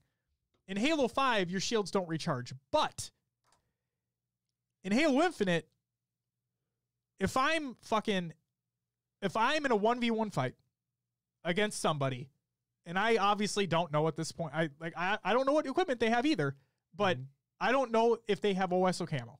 I don't. All I know is that it's off the map, technically speaking, because obviously I went there and it's not there. So somebody's got to have it, or it was burned, right? I just don't know.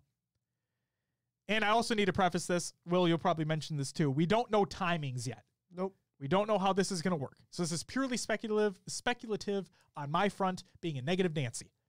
So my worry is that when I'm accustomed to Halo being as fair as possible, I guess you could say. What? Okay. No, I got a counterpoint. Go ahead. Okay. Well, I was going to say, there's armor abilities, there's Spartan abilities that have been in 5 and whatnot. But regardless, if I'm in a 1v1 gunfight and a person sprints around a corner and let's say I have the advantage because I was shooting at that person, obviously, so I have the advantage. They weren't shooting at me. They're running away. And I want to chase that kill because I feel I have the upper hand. Okay. I'm just making mental notes here. Okay. I feel I have the advantage. So I want to push that because I feel as though I can get that kill. I go in there, come to find out, in that second that it took for me to get up to him, that person activated overshield, and I'm more than likely done. Advantage immediately gone from my side because I felt as though I clearly had that gunfight won. That's what I'm worried about. Okay. I think that this could just create more dynamic plays, right? Because we do see a lot. Let's take HCS Truth. Camo is burned consistently. Yes. Maybe a player gets away with it. I mean, if at a high level, players get away with it maybe twice a game towards end game because they're always fought over, it feels like. Yeah, because you have timings down. Yeah, so this gives you a chance to get away. One, if your team it's a team-based game. I know you're giving a 1v1 example. Yeah. But if your team doesn't know where it is, you should know not to push and chase a kill because you're going to fall into a trap. They're baiting, right? I mean, how do I know that player's baiting? It's a team-based game though. That's what I'm saying. Like you don't know that player's baiting, but I would just think the smarter player would be not chase the kill. But let someone else get like from if you have map set up, if you have anything else, right? Like get damage on the guy, sure. If you don't know where the power-ups are, you should kind of know that someone's going to have that advantage somewhere. What if I thought it was burned though? Well, then that's like I can't guarantee that it's still there. I can't guarantee that somebody else has it. But your team should be able to know that it was either someone popped it and burned it and died with it, or if your team never saw it and it hasn't been used, it's got to be on the map somewhere because they drop it if they die. Okay. So there's information, right? It's an information game first. Sure. But we're also talking in a social aspect where players aren't paying much attention. Right. So it's social then. Why? I mean, it is what it is. You're going to have freaking get rocketed across map without anyone, it's social. Sure.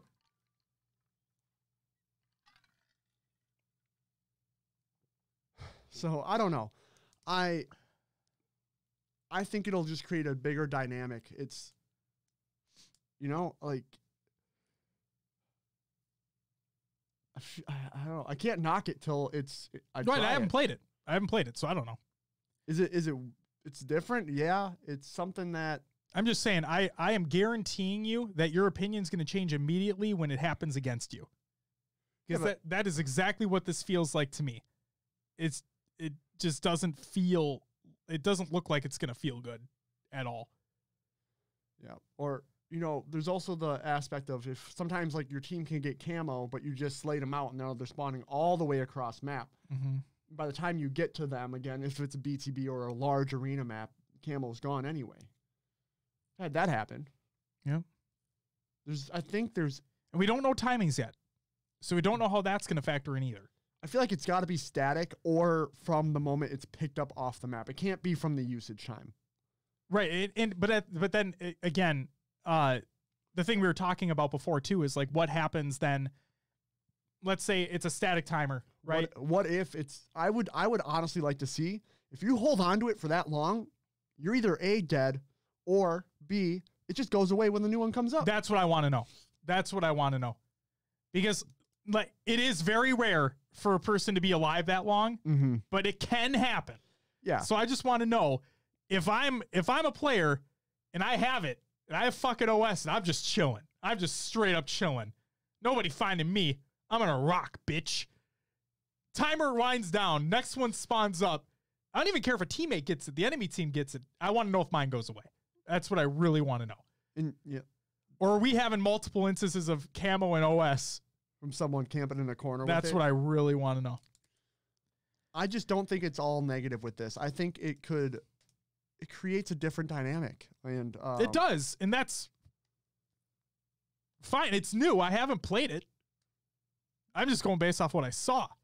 And we also did see there was quite amount of time where you have to punch it into your fucking chest. Yeah, and the player who, because we saw that the player ran around the corner and he was like trying to punch it in, and he got the kill before he was able to do that. Right. So timing's everything, I guess. Sure.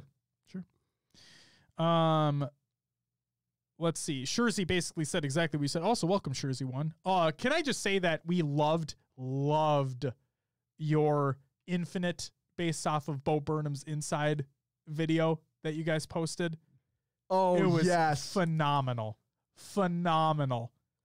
One of the best pieces of content I've ever seen on the internet. That was phenomenal. He says, makes options for outplays. What if that player has baited you into pushing knowing he can pop a West and open up the map? Exactly. It's just, it irritates me that can even be a scenario. Like if I run in there and he jumps over me and ninjas me, that's an outplay in my scenario because he absolutely outplayed me. But if he just runs around the corner and pops OS when I feel as though unless he has a shotgun, in which case he outplayed me, he had a shotgun, whatever. So why isn't the OS or camo considered in that situation just like a shotgun or something else? Because they've always been. I really don't want to sound like one of those classic Halo shills. But I'm going to. I'm sounding like it because it's never been like that. And I'm not saying. I've always said it needs to evolve, right? It needs to evolve. But I'm telling you, when it happens to you for the first time, you're going to say this is fucking stupid. And then we're going to have a different conversation. Now, like I said, though, when you use it against somebody else, it's going to be awesome. It's going to be great because like, fuck you. I did it. But when it happens to you the first time, you're going to be like, that's not good. I'm just going to go in with the mindset. It's just like someone runs around a corner with like a pistol and H5. Yeah. And you don't realize they have the shotgun. You run after them and they switch and they shotgun you. It's the same thing. It's literally the same thing. I can see that. I can see that.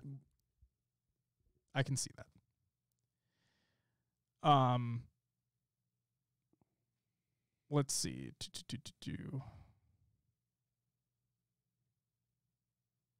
Justin says, first time my OS gets grappled for away from me, I'm going to snap.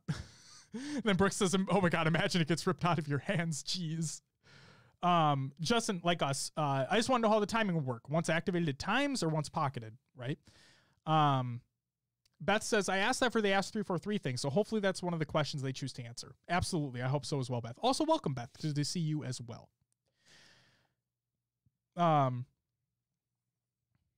Justin says, imagine grabbing OS and bringing it back to your team sniper. I mean, hey, sets up plays. You would have to die then for him to get it. Or just kill yourself. I'm good. I'm good. Drop a couple nades at me. Same difference, right? You would have to die. Or like, yeah. True. Absolutely true. Justin says, drop a link. It's so good. It's so good, Justin. It's so good. Justin says, I missed the red ball. Walk into that bitch to activate. I mean, hey. Let's see here. Shurzy says, thank you. It was a lot of fun to put together. Sitting in the dressing gown with a ring light strapped to my head was not how I saw my night going. It was so good. Your voice is really good too, by the way. Justin says, like ground pounder armor lock. Fun when you do it, aggravating when against you. Says, no, you could swap for other equipment. True. This feels like it's going to be like a special slot though, right? It's gotta True. be. It sounds like it. I don't know. We didn't see it in the HUD. Correct. Imagine tossing OS like in Griffball. Oh god. Jesus Christ. That's getting out too far out there. No. But it sets up plays. It does. You bring it back to your base, drop it down, give it to your main Slayer, be like, push. Oh wait, no, just the run. Yes. Holy shit. Yo, Silver Haze for the follow. Thank you so much. Greatly appreciated. Welcome. Thank you. Welcome to the live show. Okay, so there was that, right? And then we did see, along with the new outline system, we did see traditional red versus blue gameplay as well. Very small snippets, but we did see it. I did not notice the outlines as much, to be honest. Yeah, they weren't. It was funny, though. I saw a red outline on a blue Spartan, and it freaked me out. Like, my mind was like, wait a second. Wait, is that an enemy or not? And yeah, it is, obviously. Yo, Silver, what's up, man? 7 viewers, what the heck? What do you mean? But yeah, so there's that. We did see a little bit of that as well. Okay, so let's get into BTB. Is there anything else you want to talk about the social multiplayer aspect before we go to BTB? No, go ahead. Okay. Chat, if you guys see anything as well, please post it in the chat. Bamboozled by the blue on red. It was so weird. All right, BTB. Did we see the return of Rocket Race? It's what it looked like. At the very beginning, they showed off like a snippet of them on mongooses with rockets. So it looked like Rocket Race is going to be in there. Justin says, I love it. We actually get to see our customized Spartans. You actually do. Brooks says, I was thinking about that actually. I was wondering if people would actually change their Spartans each game to be the other team's color to try and mess with them, assuming they had red and blue and not other colors, of course. That'd be fucking crazy. Beth says, I didn't notice the outline at first either, which for me is a good thing. I'm glad it's not like a neon light light up thing like an H5 spectator mode. Agreed. Yo, Silver, I appreciate it, man. Brooks says, yo, I fucking love Rocket Race, please. You're great, Silver. Thank you so much. So yeah, it looked like we saw the return of Rocket Race at the beginning of that BTB segment, so that was cool. There's going to be more visual damage to vehicles. So we saw a wheel that was literally off of, or our tire that was literally off of the entire wheel from the Warthog, and we saw it still driving. Hoods can fall off as well, apparently, so there's going to be even more destruction variability there. And then I saw the wing on the Ghost in that same clip was also damaged. So, again, just further destruction to vehicles, which is really cool. Along with an added Doomsday action with vehicles, which is a certain amount of time and damage before the vehicle will explode. So when the vehicle's on fire and it's beeping at you, now instead of it's needing to be shot at to be destroyed, when it's in that state, the Doomsday state, if you either give it a certain amount of damage or a certain amount of time expires, which will you kind of 3 seconds? About 3 seconds, yeah. Okay, so if that's what it is, then the vehicle will just explode and anybody in it will die with it. So that's something to keep in mind as well. Will, you asked if I was going to talk about this. I said yes. The Razorback vehicle. It's a Warthog-esque without a turret and extra space for people, among other things. So the vehicle has storage compartments for weapons, detached turrets, fusion coils, objectives, etc. And again, 2 more spots for additional Spartans. So Will, did you want to touch on the Razorback? I just was curious about putting equipment in the back of a Razorback. You know, like you can, like I think they showed you can literally put a, like they said you can put a flag back there. You can put an objective back there, and then have all 4.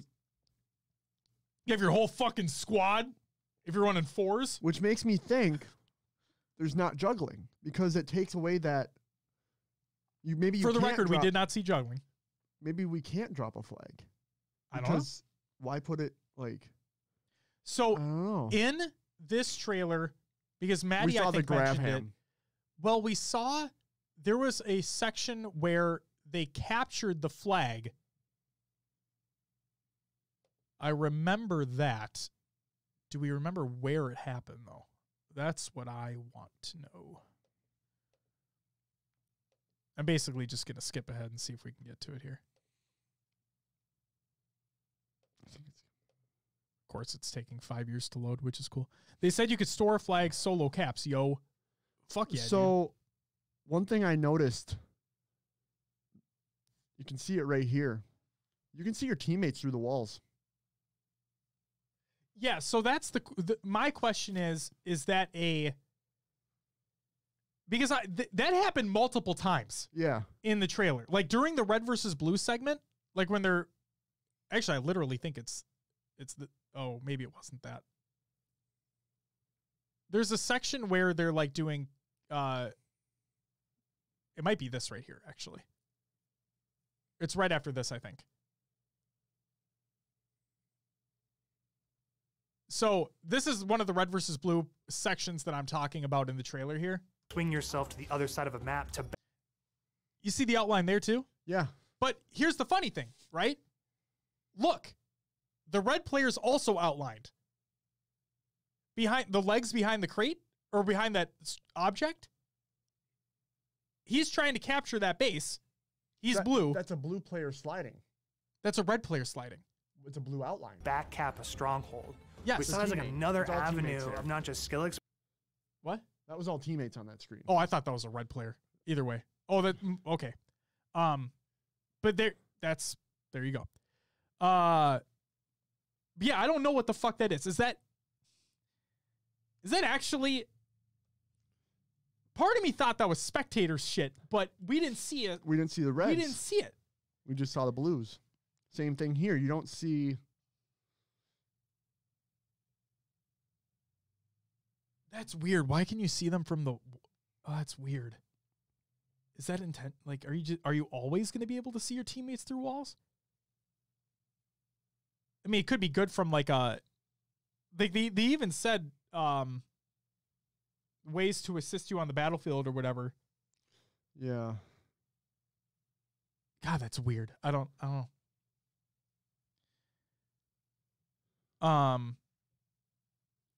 Let's see. Whew. Oh yeah, I've been in this video. I need to. Oh, it's okay. He says, getting rid of Brooks says getting rid of flag juggling would be blasphemous. Beth says, yeah, I really hope there's juggling and we just didn't see it. I feel like they made such a big deal about juggling being back in Halo 5. Feels like it'd be dumb to take it away again in the next title. Brooks says, was sitting for 4 minutes the other day under the enemy base on standoff with their flag and no teammate to drive me on the goose right above me. I wish I could have put a flag on that thing in that moment. True, that would have been cool. Silver says, going to be dope 12 on 12. Brooks says, see, I was right. He duped you. Absolutely. Justin says, guys, we'll all be running Seeker anyway. Fuck you, Justin. You're not running goddamn Seeker. He's still trying. That shit out of here. Still trying. Did you see what I messaged him though? No. I think it was Pixel Flare talked about like his love for Seeker or something like that, and I sent that to Justin. I sent the tweet to Justin like shit. Nice. Did we see grenade markers? I thought we did in the campaign reveal. We did. Yeah, we talked about that. I think only when you actually hit. Yeah, I don't think it was based off the explosion. I think it was based off of an actual like tag on him. Yeah. Beth says, am I tripping or can't you see your teammates tags through walls in Halo 5? If so, I really don't see that being much different. You're not wrong. You can. You're not wrong. I'm pretty sure, right? You can. Yeah. Yeah. It's just weird seeing the whole outline, though. Yeah. That's what it was weird. It'll be something to get used to. Like, and it probably won't take long at all. But it's just weird. Yeah, it's just. Are they always going to be blue? That you can set it. You can set it. That's true too. God, this is going to be kind of weird thinking about all this. Everything I've seen about hit markers says they'll show up if you hit the person with the nade, but not by the explosion. Okay, good. Justin says, I didn't notice. What's the point of the marker grenade if you can just use a normal one? The mark, you mean the pulse? So you have a constant like UAV, I guess you could say. Yeah, a little bit. And yeah, like Brooks says, wider radius. So yeah, that sounds good. Okay, the vehicles no longer spawn only at bases in BTB. Vehicles are also dropped in via Pelican around the maps. Just to kind of break it up a little bit, that's kind of cool. Weapon pods come into the maps to resupply. And then again, there's another shot of sprinting with the flag. But like Will mentioned, it's just been a BTB. We didn't see it otherwise. Yeah. And in the clip that we saw in the Vidoc where it was capture the flag on the social on one of the normal arena maps, they just walked it in. That is true. They were right next to it though. So but they did just walk it in, if I'm not mistaken. Who knows? We need it. We need more info.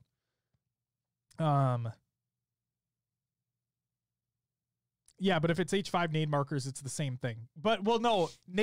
H5 nade markers is if you throw a nade and hit, like, in the blast radius hits the enemy, you'll get a hit marker. With this, with Infinite, it seems like if you hit the enemy literally with the physical grenade, you'll get a hit marker. But if you hit it with the blast radius, no. Yeah. That's what it seems like. And no weapons with flag. Yeah, so like we mentioned, two-handed, you don't get your sidekick. And that's that. And the other thing we mentioned is that we never see anybody drop the flag. Mm-hmm. So that's where our juggling conversation came into play. Like I said, we never saw anybody physically drop the flag. So are you able to? Are you not able to? We'll have to wait and see. We'll have to wait and see. Player expression, the personal AI, the appearance and personality are able to be customized in the Armor Hall. I like this. I like it as well. Makes it sound like voice packs are coming and or included in the battle pass of some kind. Hell yeah. I'm fucking in. All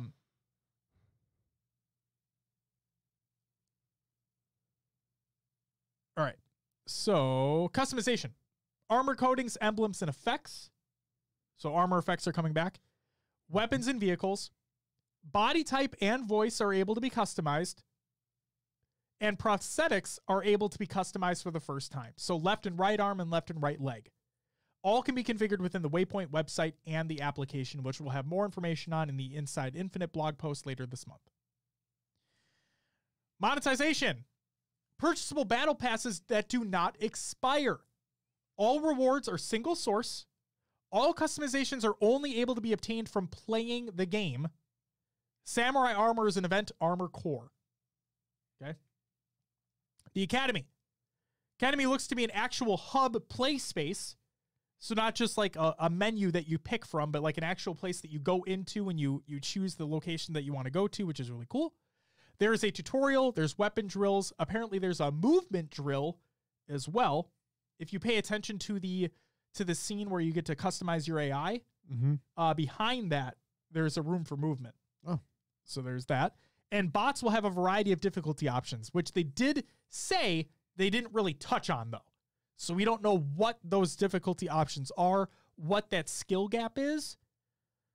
So, I don't know. Justin says, remember when I said Hub World 3 years ago? Yeah, you meant the Academy all along, didn't you? Man, look at you. Getting it right from that point forward. Good on you, man. Brooks says, I want Cortana in my ear, please. Can we have Rampant Cortana? in our ear? How amazing would that be? Kill that fucker! No. Sorry, Chief. It's okay, Cortana. I'll kill that fucker. She wouldn't say she's not. You're not Chief though in multiplayer. So true. Unless I customize myself to be Chief in multiplayer. You could just. What if there's a Chief multiplayer voice? Holy moly. Silver says, I'm so curious what my 152 got me. They already said what the 152 gets you, at least in terms of armor coatings, because they showed them off in a much previous Inside Infinite blog post. Mm-hmm. So go check that out. But they showed the armor coatings that you'll get. No, not Cortana, or Cortuna. Cortuna Impostana. Sergeant Stacker. Never trust someone who says totes. All right. Bunch of trash not worth my sanity. Oh, no. Sorry, Justin. All right. So that's what we got from the multiplayer Vidoc that released today. Do you have the picture up? I do. Right now? You can post it in the chat if you want to. Feel free to put it in the Twitch chat arenas. It's cool, but I hope there's something more, considering the amount of time it takes. I hope there's just something a little bit more. There should be like a Spartan Locke armor core. Yeah. That you get because he was exclusive to that game so far. As much as people love to hate on Spartan Locke, I think that'd be kind of cool if they did that. Yeah, there you go. The thing that Will posted. It's not fucking Seeker, just I swear to God. He wants Seeker so bad. He does. He really does. All right, here we go. So let's talk about release date. Or actually, before we do that, Mia from Discord, I wanted to include her points as well. Because I asked people if they weren't going to be here for the live show to post their comments on their thoughts on the reveal in the Discord so I could read through them. And so I have Mia's here, and I wanted to read through it. So she states, BTB 2.0 is just Warzone sequel? It's not some massive insane scale Battlefield conquest mode, but rather Warzone remixed? That's disappointing. I wouldn't mind it replacing classic BTB temporarily if it was truly some mega large insane mode, but if it's just Warzone remix, that's really unacceptable. They are largely two different experiences. Old BTB is more grounded, bigger team slayer. Warzone and BTB 2.0 are chaotic and unbalanced. You can't have just one without the other. Like I said, if 2.0 was a Battlefront 2 Battlefield tier insane mode with 32v32, I could live with that being the only BTB for a few months, as that much investment in dev resources would require that level of exposure. But if this is truly just Warzone 1.5, prepare for the backlash is all that I want to say on that front. On a positive note, so am I the only one that felt those graphics are way too insanely good and clean? I could have sworn I was watching something that was prefab. They did look really good. They did. Yes. On another positive note, Sprint still looks pretty damn slow like the campaign demo, which means base Spartan movement speed is just faster, making Sprint not nearly as impactful. You can also shoot you can also shoot instantly out of sprint animation even with a full rifle in hand. Even in H5 you couldn't do that. Sprint is doing less and less damage as I see more footage, thankfully. Okay. H5 is my favorite multiplayer, but it seems in Infinite they made sprinting even less of a cumbersome thing. In Halo 5, you can't shoot instantly out of a sprint with rifles, and the sprint ramp up to full speed was annoying. In Infinite, you can full slide instantly out of the start of a sprint animation and shoot instantly out of sprint with rifles. Not sure about power weapons yet. You can also slide shoot instantly out of sprint. The strafe responsiveness in Infinite is also the crispiest it's ever been. It looks like a PC shooter strafe like Doom or Quake, where the movement acceleration is almost non-existent. This will make strafe dancing even more important than it was in Halo 5. Can't wait to break people's ankles who've been playing MCC for years and don't know how nuts strafe battles can get. Halo 5 has hands down the most nutty strafe meta, and Halo Infinite is doubling down on that even harder, probably because of the lack of default thrusts as an ability. They needed to keep the skill ceiling high somehow. All right. All great points. Let's talk about release.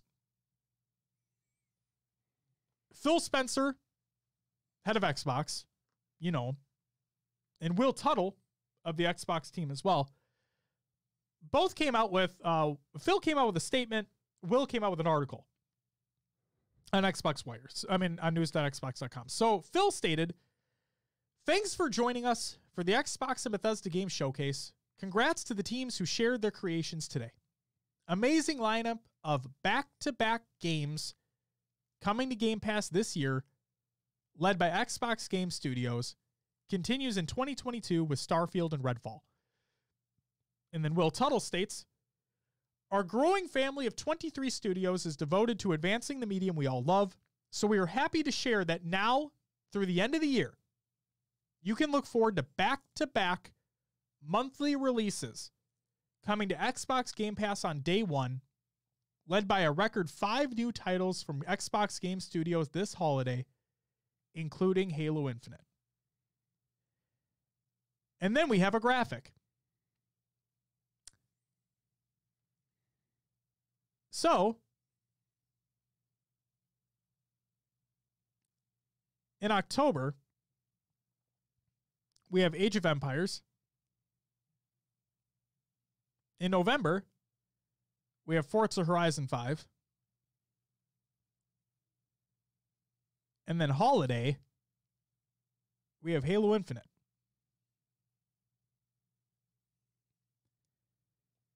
When I look at this, I think that means December.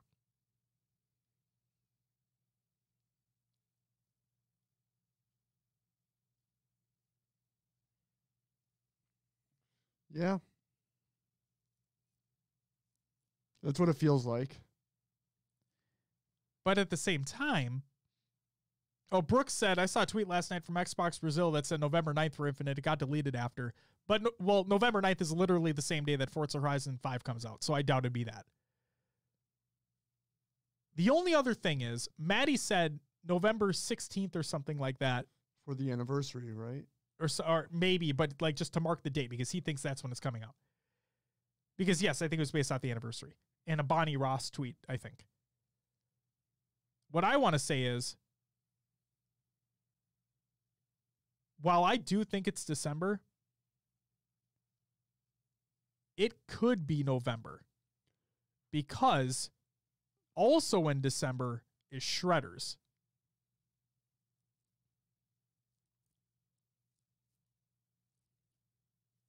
But I still think it's December. I don't think Shredders... I think you got to get it on the shelf before the Black Friday deals. I mean, you just mean in Black Friday in general, because it's not going to be on sale on Black Friday. Right. But I'm saying, like, if parents are there picking up whatever for their kids, what's this, Halo Infinite? Yeah. I feel like that's got to be part of it, right? There was also a pre-order page that was up that lists Infinite as $59.99. Well, shouldn't it be $69.99 with... Well, the contention was around, like, this is just campaign. Yeah. Because the multiplayer is free. And it's on Game Pass. So, got to make that money. I mean, we don't know if that's true. It's just, it could just be placeholder. Because also, I know that when pre-orders went live for Battlefield 2042, Jesus Christ, I keep wanting to say Battlefield 6. Battlefield 2042, there was a price inconsistency that got corrected. The pre-order page went live, and I think it was $10 cheaper than what it was supposed to be, or something like that. Okay. So, Justin says, "Dog, I ain't reading subtitles for a Russian game. Also, as a parent, you're dumb not just getting Game Pass." True. Brooks says, I'm just trying to decide whether I wait for an Infinite Edition Series X or try to get one in the meantime. It's a good question, because we don't know anything about a collector's edition or if there's going to be any special console or controller or anything else that comes out. We don't know. I think it'd be fucking cool if it did. Do you think they have a release date and they're waiting? Because there's like a full week here of information, right? Yeah. You think we just get it at the end of this week? No. I don't think if we got it at the end of this week, why didn't they just include it in the showcase? wait a week to just delay the inevitable for that long? Why didn't we get more multiplayer information? Why didn't we get this Vidoc in the showcase versus what we saw? You know what I mean? Like this has been weird. The studio. Do you want my legit reasoning as to why they didn't include the Vidoc in this? Because you don't include Vidocs in this. Well, that's but why we got an explanation on Forza because that was a tech need. demo for what the console's capable of doing. That's why. I agree. I thought it was stupid. I didn't think we needed that. I said I was perfectly content with the fucking trailer that we got for Forza, and we should have gotten a deeper dive into Infinite in general during the showcase, and it should have been flipped. Infinite should have closed the fucking show out because they opened with Starfield, which got a fucking date. God damn it! That's just what I'm saying though. I feel like Infinite should have had more time to do something like that. And a date. I feel like things are weird. I'm pissed you were right about the date not being there. You hit the nail on the head. I'm like, it's gotta have one. It's gotta. And Will's like, nah, no date. Nah, no date yet. And then sure shit, holiday 2021. Will's like, might call Phil Spencer. Beep beep boop boop boop. Nice. So you got my email, right? Yeah. We have the date. Yeah. Oh, okay. It's then. Okay. So I was so pissed off, dude. I was so pissed. I still am. It's so stupid. Like, and that's why when you said, do you think we get it at the end of the week? To me, it'd be even more stupid if they waited till the end of the week that they aired this shit, and they're like, oh yeah, hey guys, it's here you go. Be like, oh, thanks. Great. Jesus. You're hype, Silver. Thanks, man. Let's see. Any other year, it's just, wait and see. But with things being so hard to get right now, it's really tough. No, I completely understand. Justin said, I've had arguments with my PlayStation buddy for a year about Game Pass. I love it. I've tried so many games because of it. He doesn't understand how Microsoft can do it financially. He's an accountant and doesn't get how Microsoft can do it. He thinks they're losing so much money yearly because of it. No. They're making fist loads of money on it because Xbox Live Gold is included in it. And you need that to play multiplayer games. Not free to play multiplayer games now, but to play multiplayer, I believe to join in party chats and everything, you need it. They're making hand over fist loads of money based off of Game Pass. Because what, you went from, it's $10 a month right now? 15 for Ultimate. 15 for Ultimate, 10 for Standard. Standard, so $120 a year. Yep. How much did Gold used to be? 60 a year. Used to. They're doubling. They're doubling what they did, and then they're putting these games on there. Yes. And yes, they are paying the developers. Like, I don't know how it works for first party. Like, if it's a Microsoft published game, where does the money distribution happen there? Because they're just technically a Microsoft product. Even though the developers are different. But yeah, they do pay. They pay the developers to put their games on Game Pass. Like, there are contracts in place. But they're making a shit ton of money. What's up, Tartar? Give a man a plane ticket and he'll fly for a day. Push a man from a plane and he'll fly for the rest of his life. Jesus Christ. What the fuck was that? I'm so confused. Silver, welcome. It's good to have you. I'm glad you're enjoying it. I didn't know you needed the stream either, to be honest. But hey, you're here. It's all. This is the most in-depth talk we've had in a while, which is great. It is, because we finally have some shit to fucking talk about. That's the thing, is that if you're sticking with us for this long, I just want to say this. There are things that I guess you could say, upset about, underwhelmed about, right? I'm concerned about a few things. But I need this to be known. I'm just happy that we got something. I'm happy that we got the reveal trailer. I'm happy that we got a little bit more context to the campaign. Cortuna Impostana. I'm glad that we got the Vidoc today. Like, just any piece of information we get, I'm all fucking for it. We obviously have a lot more questions. And things will be answered in time. We haven't played the game. We don't know when it's coming out. Still? But it's just fucking, it blows my mind. More stuff for you to think about. Have you ever thought about actually the plants are farming us because they give us oxygen so we can grow up, and then when we die, they consume us while we decompose? Tartar, are you okay? I didn't know. Wait a second. That name sounds familiar to me. Tartar? Say the whole thing.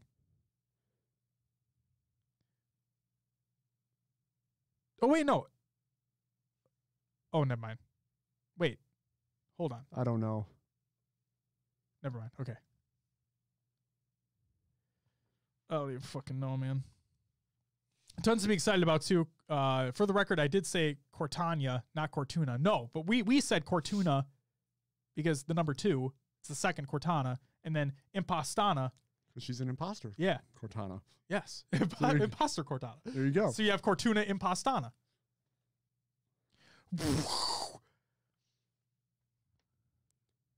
Want to hear about the Astley paradox? I'm good.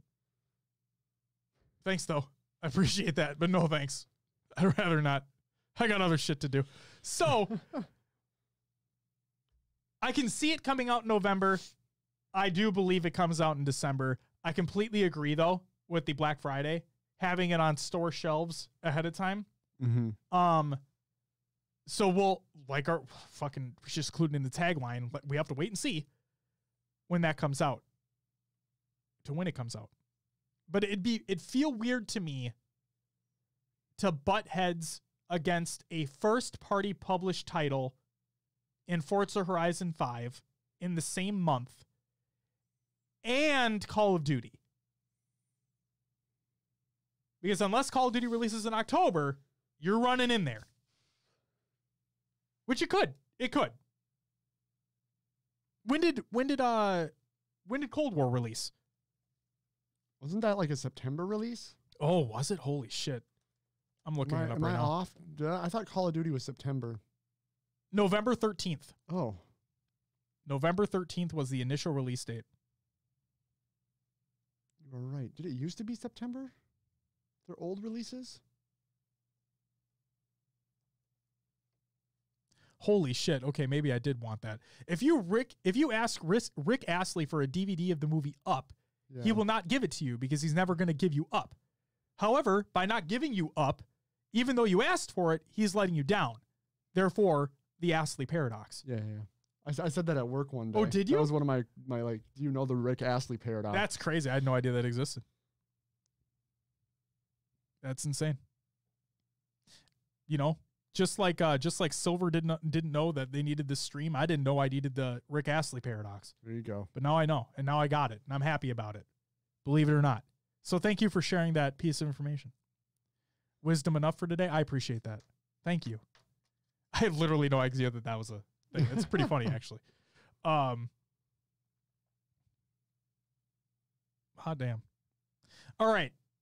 Any last impressions that you have about what we saw over the course of the past 2 days? I need it in my hands. I need to know how it feels from start to finish. You can see all the exciting moments you want, all the cool things jam-packed into 2 minutes. Scripted. Yeah, scripted, right? How does an actual match play out where players are contesting for positions, waiting for banking players? over shield and camo? Yeah, how does it actually work? How does it work? Honestly. Yeah.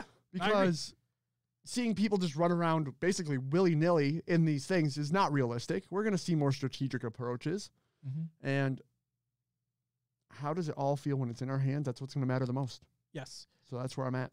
Brooks says, I need more info on comp for program planning, what system, what input devices, what modes and settings, et cetera, et cetera. And that will come in time. As you're probably well aware, Brooks, that's not what this type of event is designed for. We will get that down the line in time. Hopefully sooner rather than later. We're all patiently waiting, Brooks. Some more patient than others. But no, we just chill, you know. Silver says Oddball and Strongholds confirmed. Yep, that's what it definitely looked like for sure. CTF for BTB at least. No, CTF doesn't exist. So it's not a game type. Oh. No, that was one flag. Just cover that up. Oh my God. Basically comatose. That's what it fucking feels like. You know, it's funny. I said that I was going to be a little bit of a negative Nancy. And this E3 was different, obviously, because it didn't really feel like E3 because it was all digital and things were it felt like things were hobbled together. And what was supposed to feel like the one true E3 press conference in the Microsoft and Bethesda showcase felt weird in terms of the pacing. Yeah. But no, even when Halo came up, like if you go watch our reaction video, shout out to our reaction video. If you go watch our reaction video on YouTube right now, we don't have much of a reaction to it. No, it was weird. Because we were dialed in watching it, but then I didn't have that same type of like, holy fuck excitement like I did when we first saw it in July of last year because it was supposed to come out last year. Yeah. And then I think like, if I recall right, I was like, oh, here it is. And then like we were just locked on the screen and it felt so weird that it was in the middle of the show. Yes. We didn't get a ton of and the cut from info. The cut from the campaign cutscenes when I thought gameplay was going to start and then Joe comes back on stage. He's like, and we got multiplayer. I'm like, oh, we're done with campaign. Okay. Oh yeah. That was quick. All right. I think they're keeping it close to the vest on this one. Sure, and that's fine. I want to be surprised, and I'm genuinely excited. And like I said, I just thought it looked like it was leading directly into it. Yeah, and then it just didn't. It really did. So, it feels damn good to see everyone talking Halo and good things about Halo is the most talked about thing since the pre-show. Yeah, and actually, it's funny enough you say that because both the multiplayer reveal trailer and the Vidoc are both trending in top 10 on YouTube right now. And if I'm not mistaken, Halo Infinite had like a massive tweet count on Twitter yesterday. Yeah. Like in the hundreds of thousands. Like it was insane. So, and that's another thing too. I really want people to understand this. And that I really want people to understand this. We are traditionally a competitive Halo show, right? Yes. We talk to and about a very specific niche of people in the community. Okay.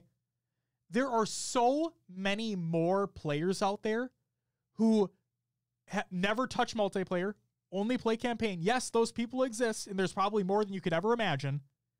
There's people that only play the multiplayer and never touch the campaign. Again, probably more than you think. There's so many different types of Halo player out there, and now that multiplayer is free to play, only more are going to come in, and the campaign's on Game Pass, only more are going to come in, right? So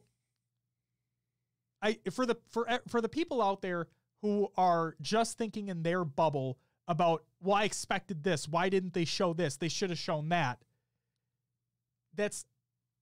Don't think of it like that. And even I did the same thing. I did somewhat of the same thing. Don't think of it like that. There's so many people out there who enjoy it for different reasons, probably other than yourself. Just appreciate them, let them in, let them enjoy it for what they want to enjoy it for. And let's just all love Halo again because, man, negativity is fucking annoying. Even though I admit sometimes. Hype is definitely there. Imagine caring about Halo, thinking your opinion is important, and then also not being Brooks. Oh my God, wild. Justin said, I didn't see Seekers, so it's a flop for me. Great.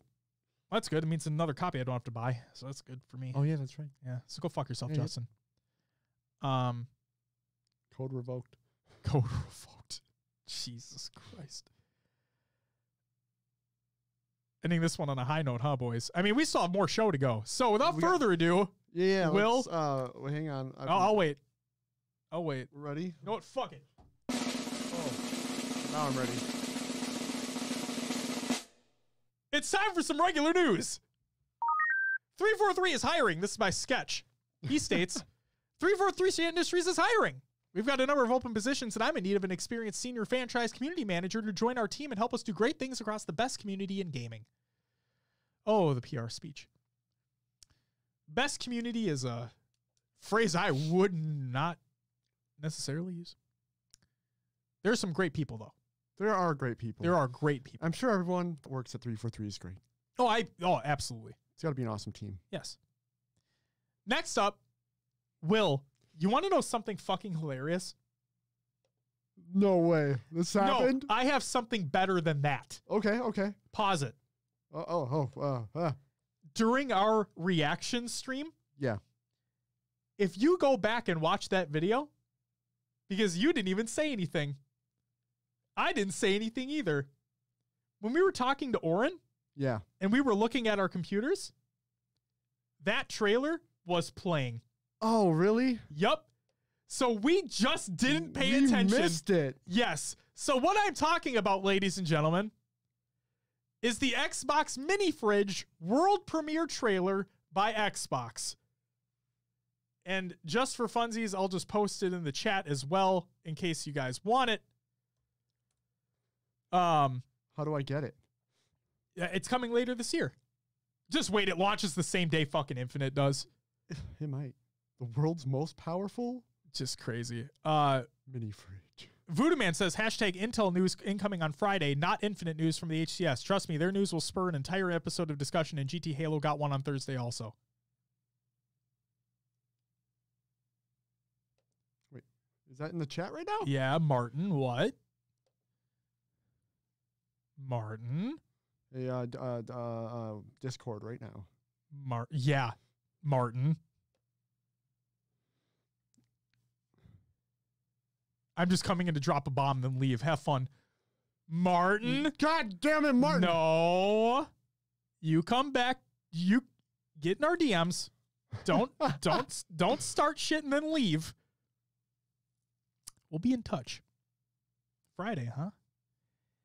News on Friday, not Infinite news from HCS.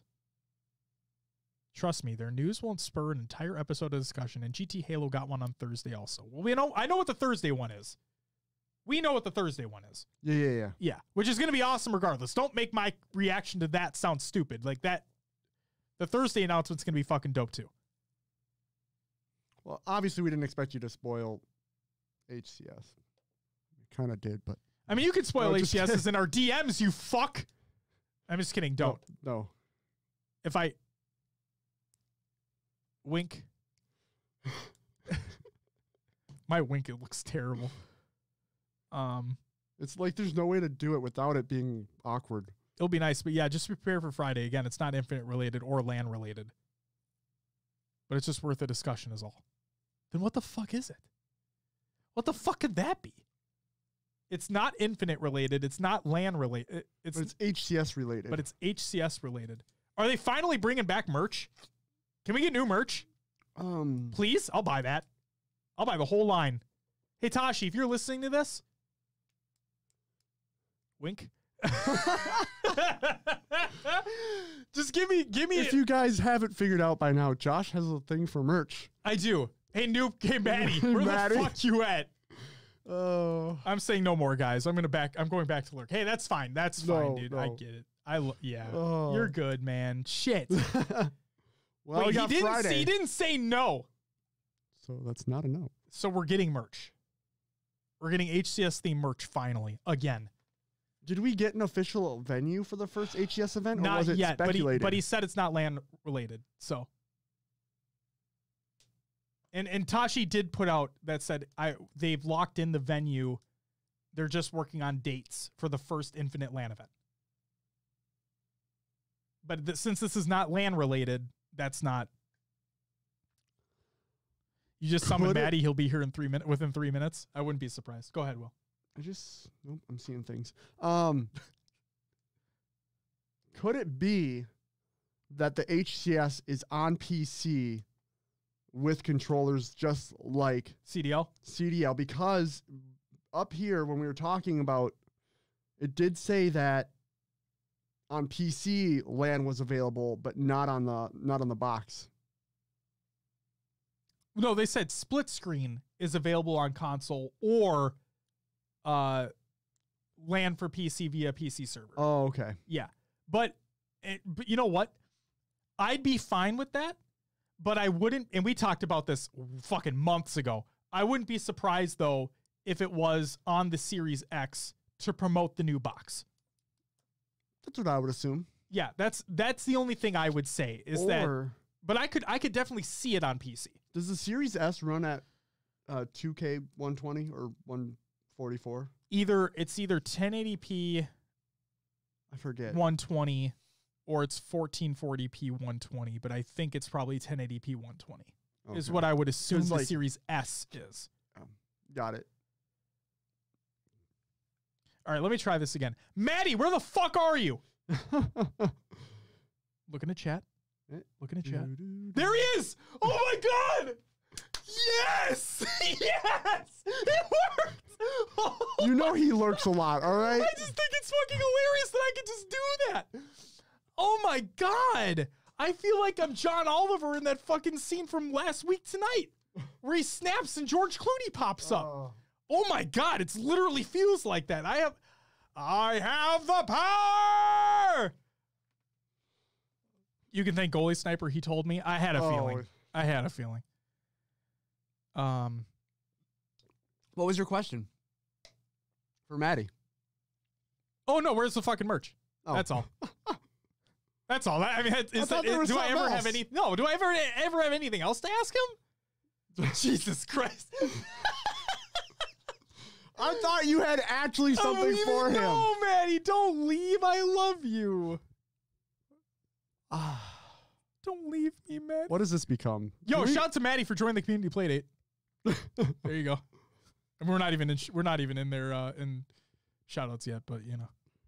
We made magic here and you ruined Can we continue with the news, please? Let's do it. I'm sorry. Thank you. Jesus Christ. Merch announcements. Hey, speaking of merch. Wow, what a segue. Holy moly. Halo merch announcements. This is by many. So there's an Xbox Fan Fest shirt that is available to be pre-ordered right now. It has a Master Chief decal on it, which looks pretty cool. There is a Halo Summer Wave collection, which includes sweatshirts. The Summer Wave collection. That's the joke. But yes, it does include sweatshirts. It also includes other shirts as well. And then there's a Pride collection too. If you're paying, I don't know if you can see it very well on my laptop, but I have one of the Pride stickers, one of the Pride Halo stickers on my laptop. And I have one on my car. So they are fucking cool and you should buy them. Hashtag not an ad. Bye, Maddie. I love you. Brooks says the grab hammer one looks sick. And Justin says, oh, I'm buying the sword one. Of course Justin's going for the sword. Oh, absolutely. It's his go-to, even though I fucking stomp his ass in swords every time we play. Boom! And don't say it's fucking host. Get out of here. It's host. Okay, it's probably host. Brooks says, bought a ton of Pride stuff for me and my woman, wearing a Chief Pride tank right now. Very nice. Very nice. Let's go, baby. Microsoft announces an Xbox TV app and its own xCloud streaming stick. This is by Tom Warren of The Verge. Microsoft is working with TV manufacturers to make an Xbox app available on devices soon.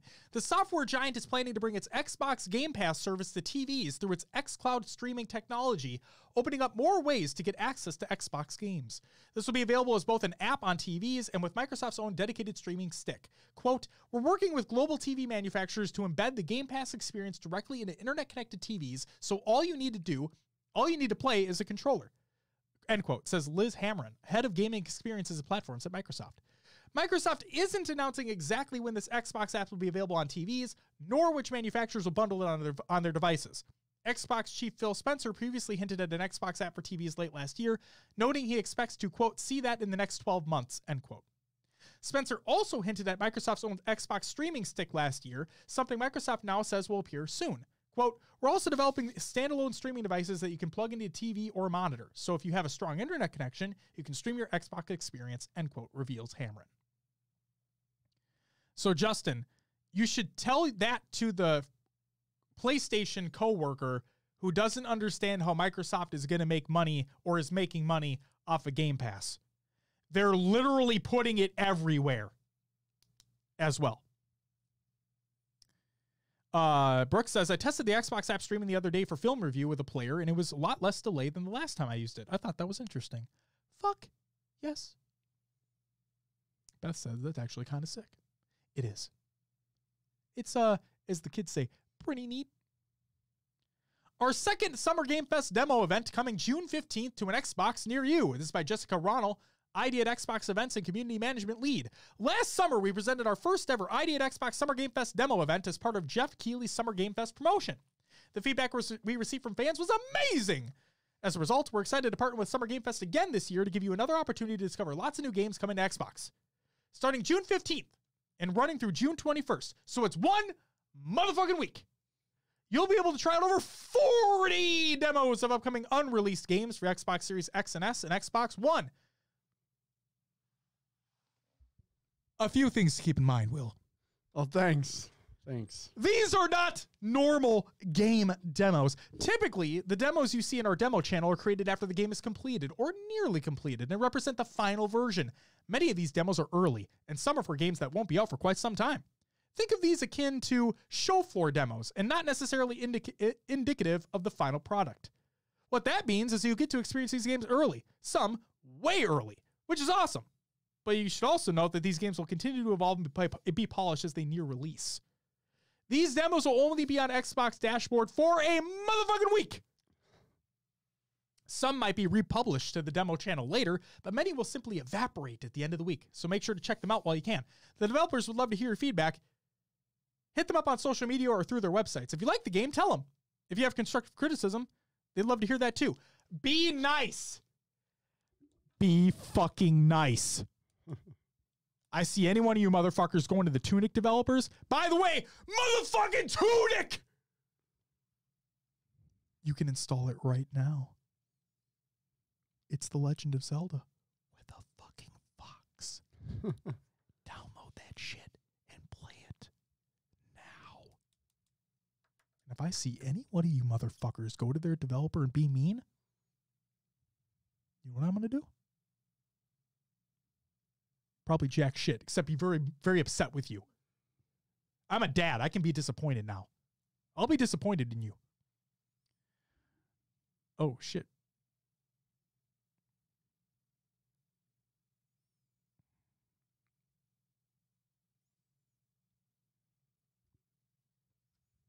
All right, Martin. Sounds good. So, question about that. Can I play my Xbox in my phone or tablet somewhere else? Or same house, but not where my Xbox is? Because that'd be cool to play on my tablet while lying in bed with my Xbox in another room. You can already do that. It's called Remote Play. You can already do that via the Xbox app. And it works on both iOS and Android. So, yep. You just, it just goes through your home network. And yeah, and actually, I think you can do it outside of your home as well. But yeah, it's just Remote Play. That's all it is. And then Voodoo says, all I'm going to say is this. Xbox Game Pass remains the best deal in gaming. Abso-fucking-lutely. Play Tunic. That's it for the regular news. It's time for Content of the Games Watch. Hook tells all. Yes, he does. Oh, baby. You watch that video? Got it. Hell yeah, I watched that video. Yeah. Yeah, baby. God damn, he's on some drugs. No, he's not. I mean, that not was anymore. the point of it. Not anymore. He was on Adderall. But there was rumors that he was on psychedelics. Which, the dude's just happy. Leave him the fuck alone. Yeah, he's trying to better himself. What the Yeah. hell? Yeah. That's all you need to know, really. Yeah, all I'm going to say is that Hook is one of the greatest FPS players in this generation. Very glad that he stopped with the Adderall. Glad he found alternative ways to better himself. And as we're about to fucking say right now, LA Thieves roster update. This is by the LA Thieves. Yep. Our LA Thieves starting roster as we move into the Stage 4 Major will be Kenny, TJ Haley, Slasher off the bench. Yep. And Hook off the bench. Draza and Venom will be moved to sub for this week. Nadeshot put out a tweet as well. He says, I know we've shifted this roster around quite a bit this year with a variety of talented Call of Duty players, but with LAN events back on the horizon, we decided to field a lineup with star-studded veteran talent with proven results. Looking forward to the rest of the season. In other words, don't bench Hook again, you fucking moron.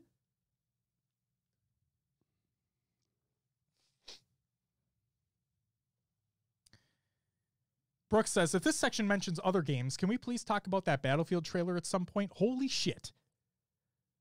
So, we can touch on it very briefly. We're running kind of late here, but this is COD and other games. Watch. So we do talk about other games. Did you watch the trailer for Battlefield 2042? 42. Wasn't it 2042? It was 46. 2042. 2042. 2042. 2040. 2042. Yeah, I watched it. It's That's a Prince song. That's not the name of the Prince song, but you know what I mean. Or you don't. I'm old. Go ahead. I can't with you today, man. I know, I can't with me either. No, you're good, Brooks. Don't worry about it, man. We're here to have fun. The trailer got me really excited, but I've had the same experience with Battlefield for so long that I just don't know if I want to dive back into it. Are we talking about the trailer with the song in the background that wasn't gameplay? Or are we talking about the gameplay trailer in the Microsoft Bethesda showcase? Or why not both? Why not both? It's like the tacos. Yeah. Why not both? Why not both? For the record, I like both. I loved the song that they chose. It was a Motley Crue song, if I'm not mistaken. Why the fuck am I forgetting the name of it already? But it was a Motley Crue song. I thought it like really. I love how Call of Duty, Battlefield, other games are doing like the licensed music, like remix to be in line with their music. It just works so fucking well. Oh my God. But either way, and I loved the gameplay trailer because I think the natural disasters and stuff look really fucking cool. But yeah, I'm excited. I'm excited. I haven't been this excited for a Battlefield game since 3. I liked the wingsuit deployment, the zip lines across the tops of buildings, which was really cool. You called the fly suit or whatever right as it was about to happen. You called that it was going to be that, and you were right on the money.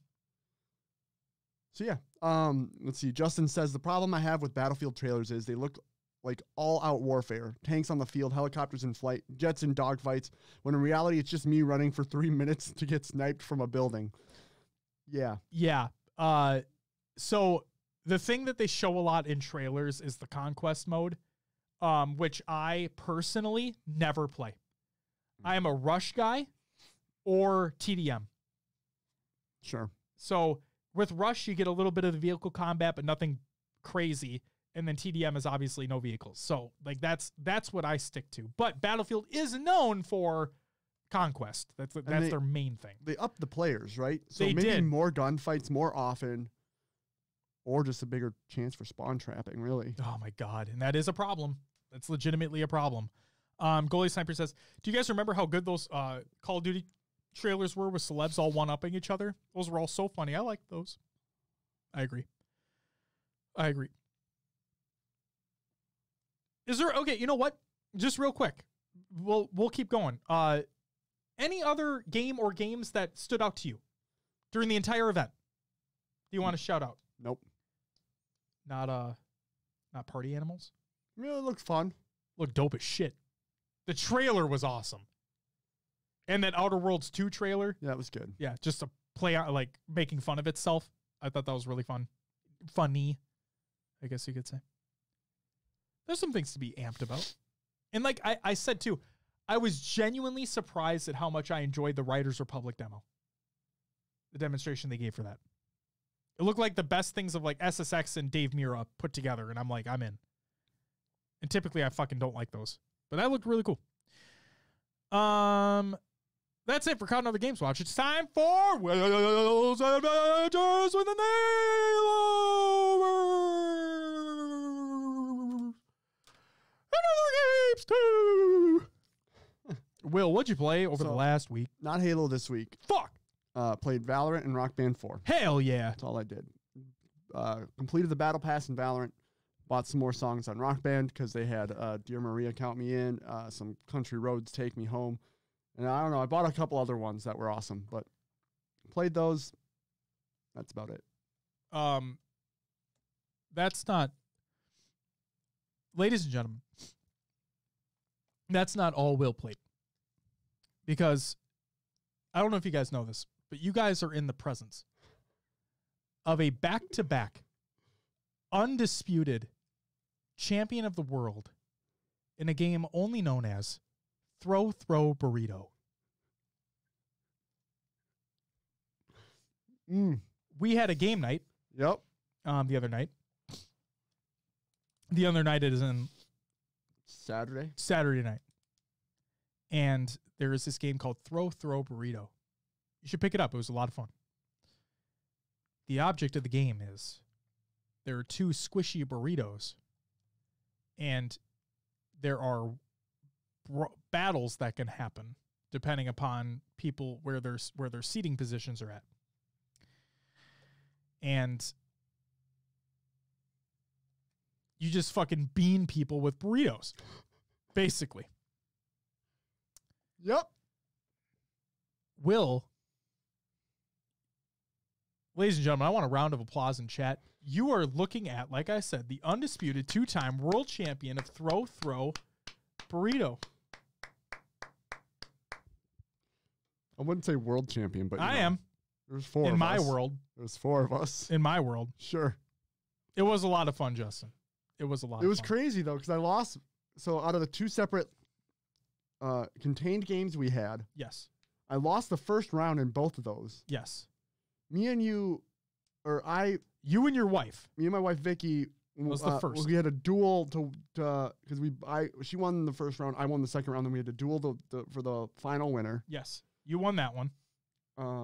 You won the first round. I won the first round. This is the second game we played. I won the first round. We tied. We tied the second round. So we had a duel. We had a duel to determine who won the second round. You won that duel. Then we had to duel again because I technically won the first round and you technically won the second round and you won that duel as well. Will's just better. He's just built different. Just good at throwing burritos, He's man. just good at throwing burritos. Don't catch me at a Chipotle. Oh my God. Anyway. Justin, you should buy it. It's great. And then we also have the outdoor one because they make an indoor and outdoor one. We didn't play the outdoor one. It's like giant inflatable burritos. Giant inflatable burritos. It could be hilarious with a big group. It needs to be big, yeah, because with 4 people, that thing's going to be easy as fuck to dodge outside. Yeah. So, yeah, I agree. Yeah, congratulations, winner. For throw burrito. Hell yeah, dude. Ridiculous. I played MCC for the Playdate. It was a ton of fun. Played some Ratchet & Clank Rift Apart, which is the new Ratchet & Clank game on the PS5, exclusive to the platform, and it's phenomenal. Not just saying this as a fanboy of the series. Definitely, it's in Game of the Year territory for me right now. I'll say that. And then I also played a little bit of Ratchet & Clank Future Quest for Booty, which is a PlayStation 3 game, because I still want to beat all the PlayStation 3 releases. And that. Beth says, I always hear people talk about how much money they spent on Fortnite, Valorant, CS skins, etc. I've spent way too much money buying songs on Rock Band. Okay. We don't need to talk about Valorant for me. But I think what? Have you spent a decent chunk of change on Rock Band songs? So I have a problem right now because my PlayStation 3 gamer tag. I spent a lot of money on Rock Band on that PlayStation 3 gamer tag. When I got my PlayStation 4, I changed it. But I signed into that old PlayStation 3 gamer tag to download those songs to my PS4. I got my PS5. That old account is now deactivated. Oh no. And I have no way of knowing if I can get it back. Well, the only thing you could do is contact their support, which I hear is not the greatest thing in the world. I did.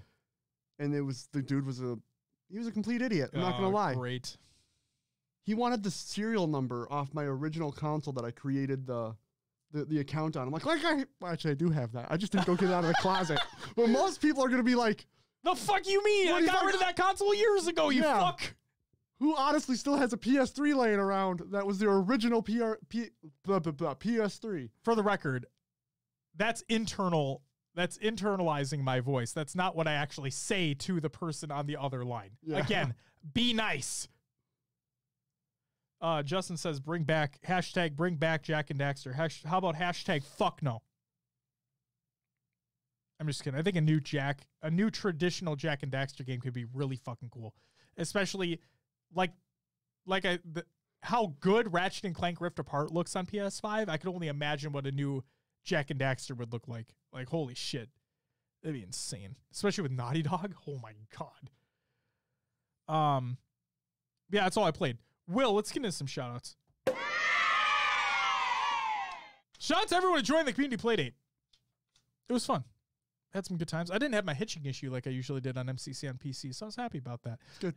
Yeah. Shout out to everyone who followed and subbed during the live show. I want to go back and say those who did during the reveal as well. So we had Mr. Insane. Thank you for the follow. Silver Haze. Thank you for the follow as well. And Zarners with the 6-month resub. You are incredible as well, sir. Thank you. Happy belated birthday to Ghost Ayami. Old Halo Pro turned game developer, right? Is he a dev? He works for the studio that made Rogue Company. I don't know what he does. Forgot his title. Sorry. And then shout out to Oren and the Podcast Evolve crew for collaborating with us regarding the Microsoft and Bethesda E3 2021 Watch Along Extravaganza Bonanza! There it is. And Beth, with a 13-month resub, thank you so much.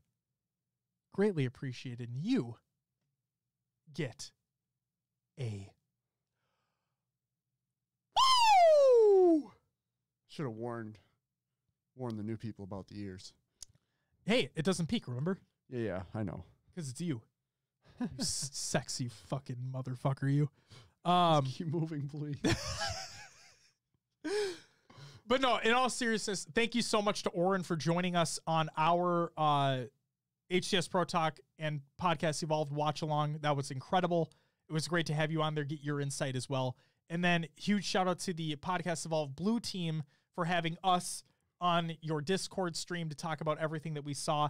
You guys are awesome as well, and we look forward to what we're going to do in the future. Can't fucking wait.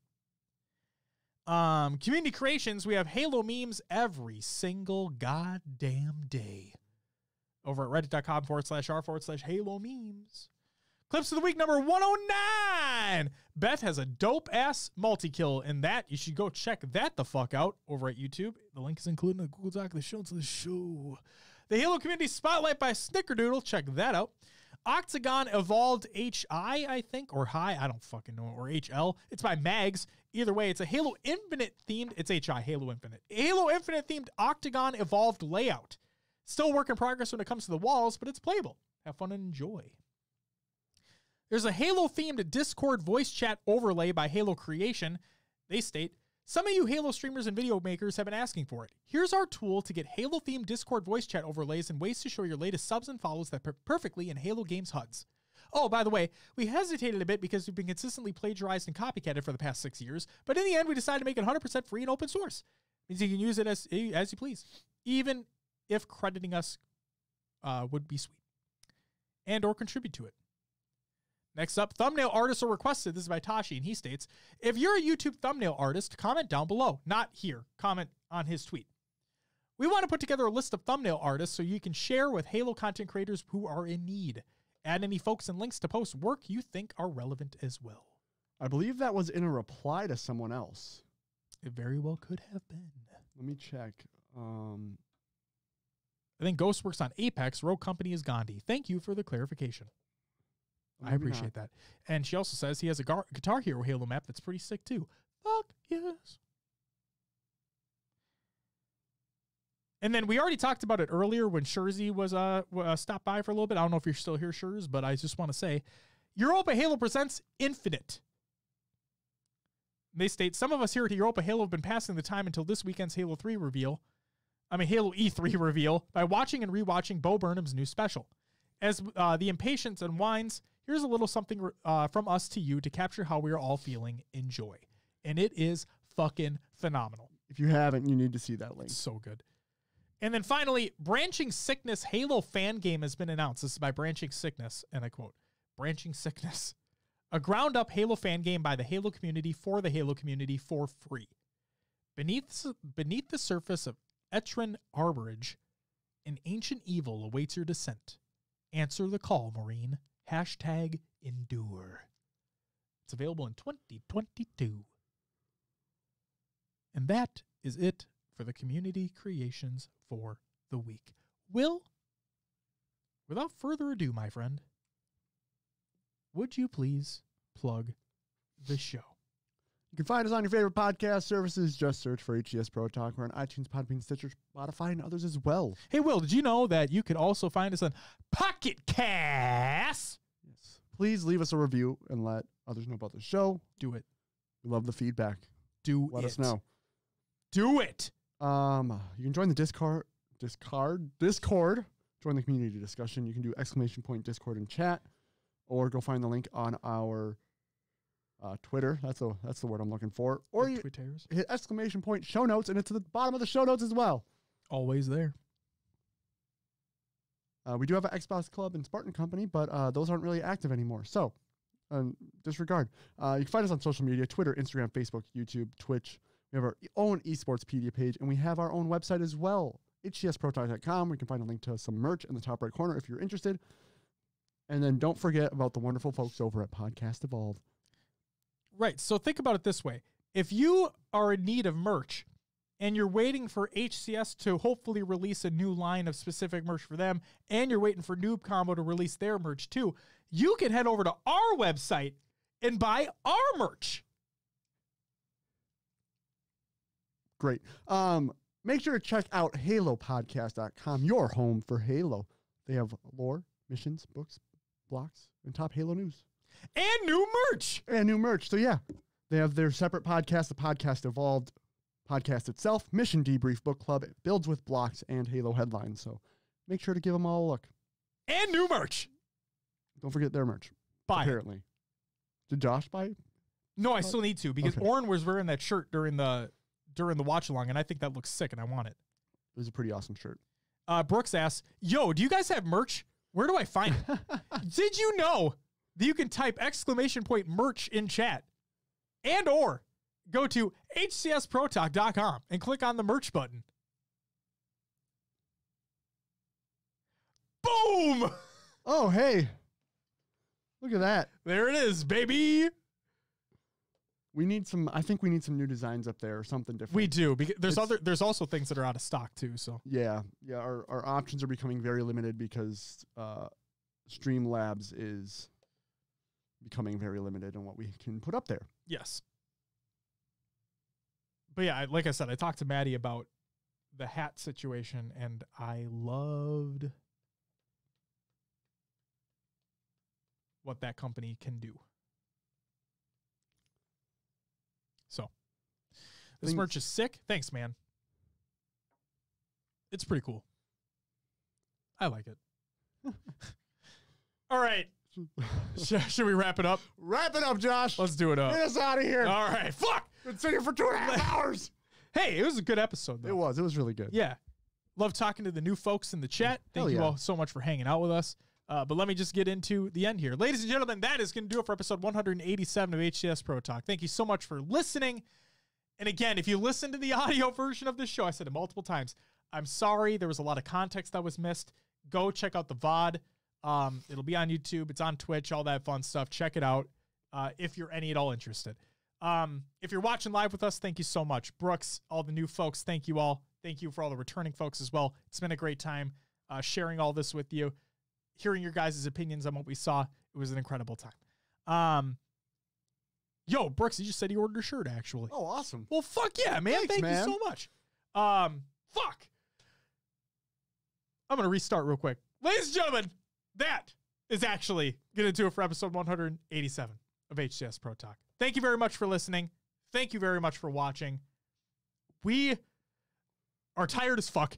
We'll be back next week to talk about those announcements that Voodoo Man was teasing.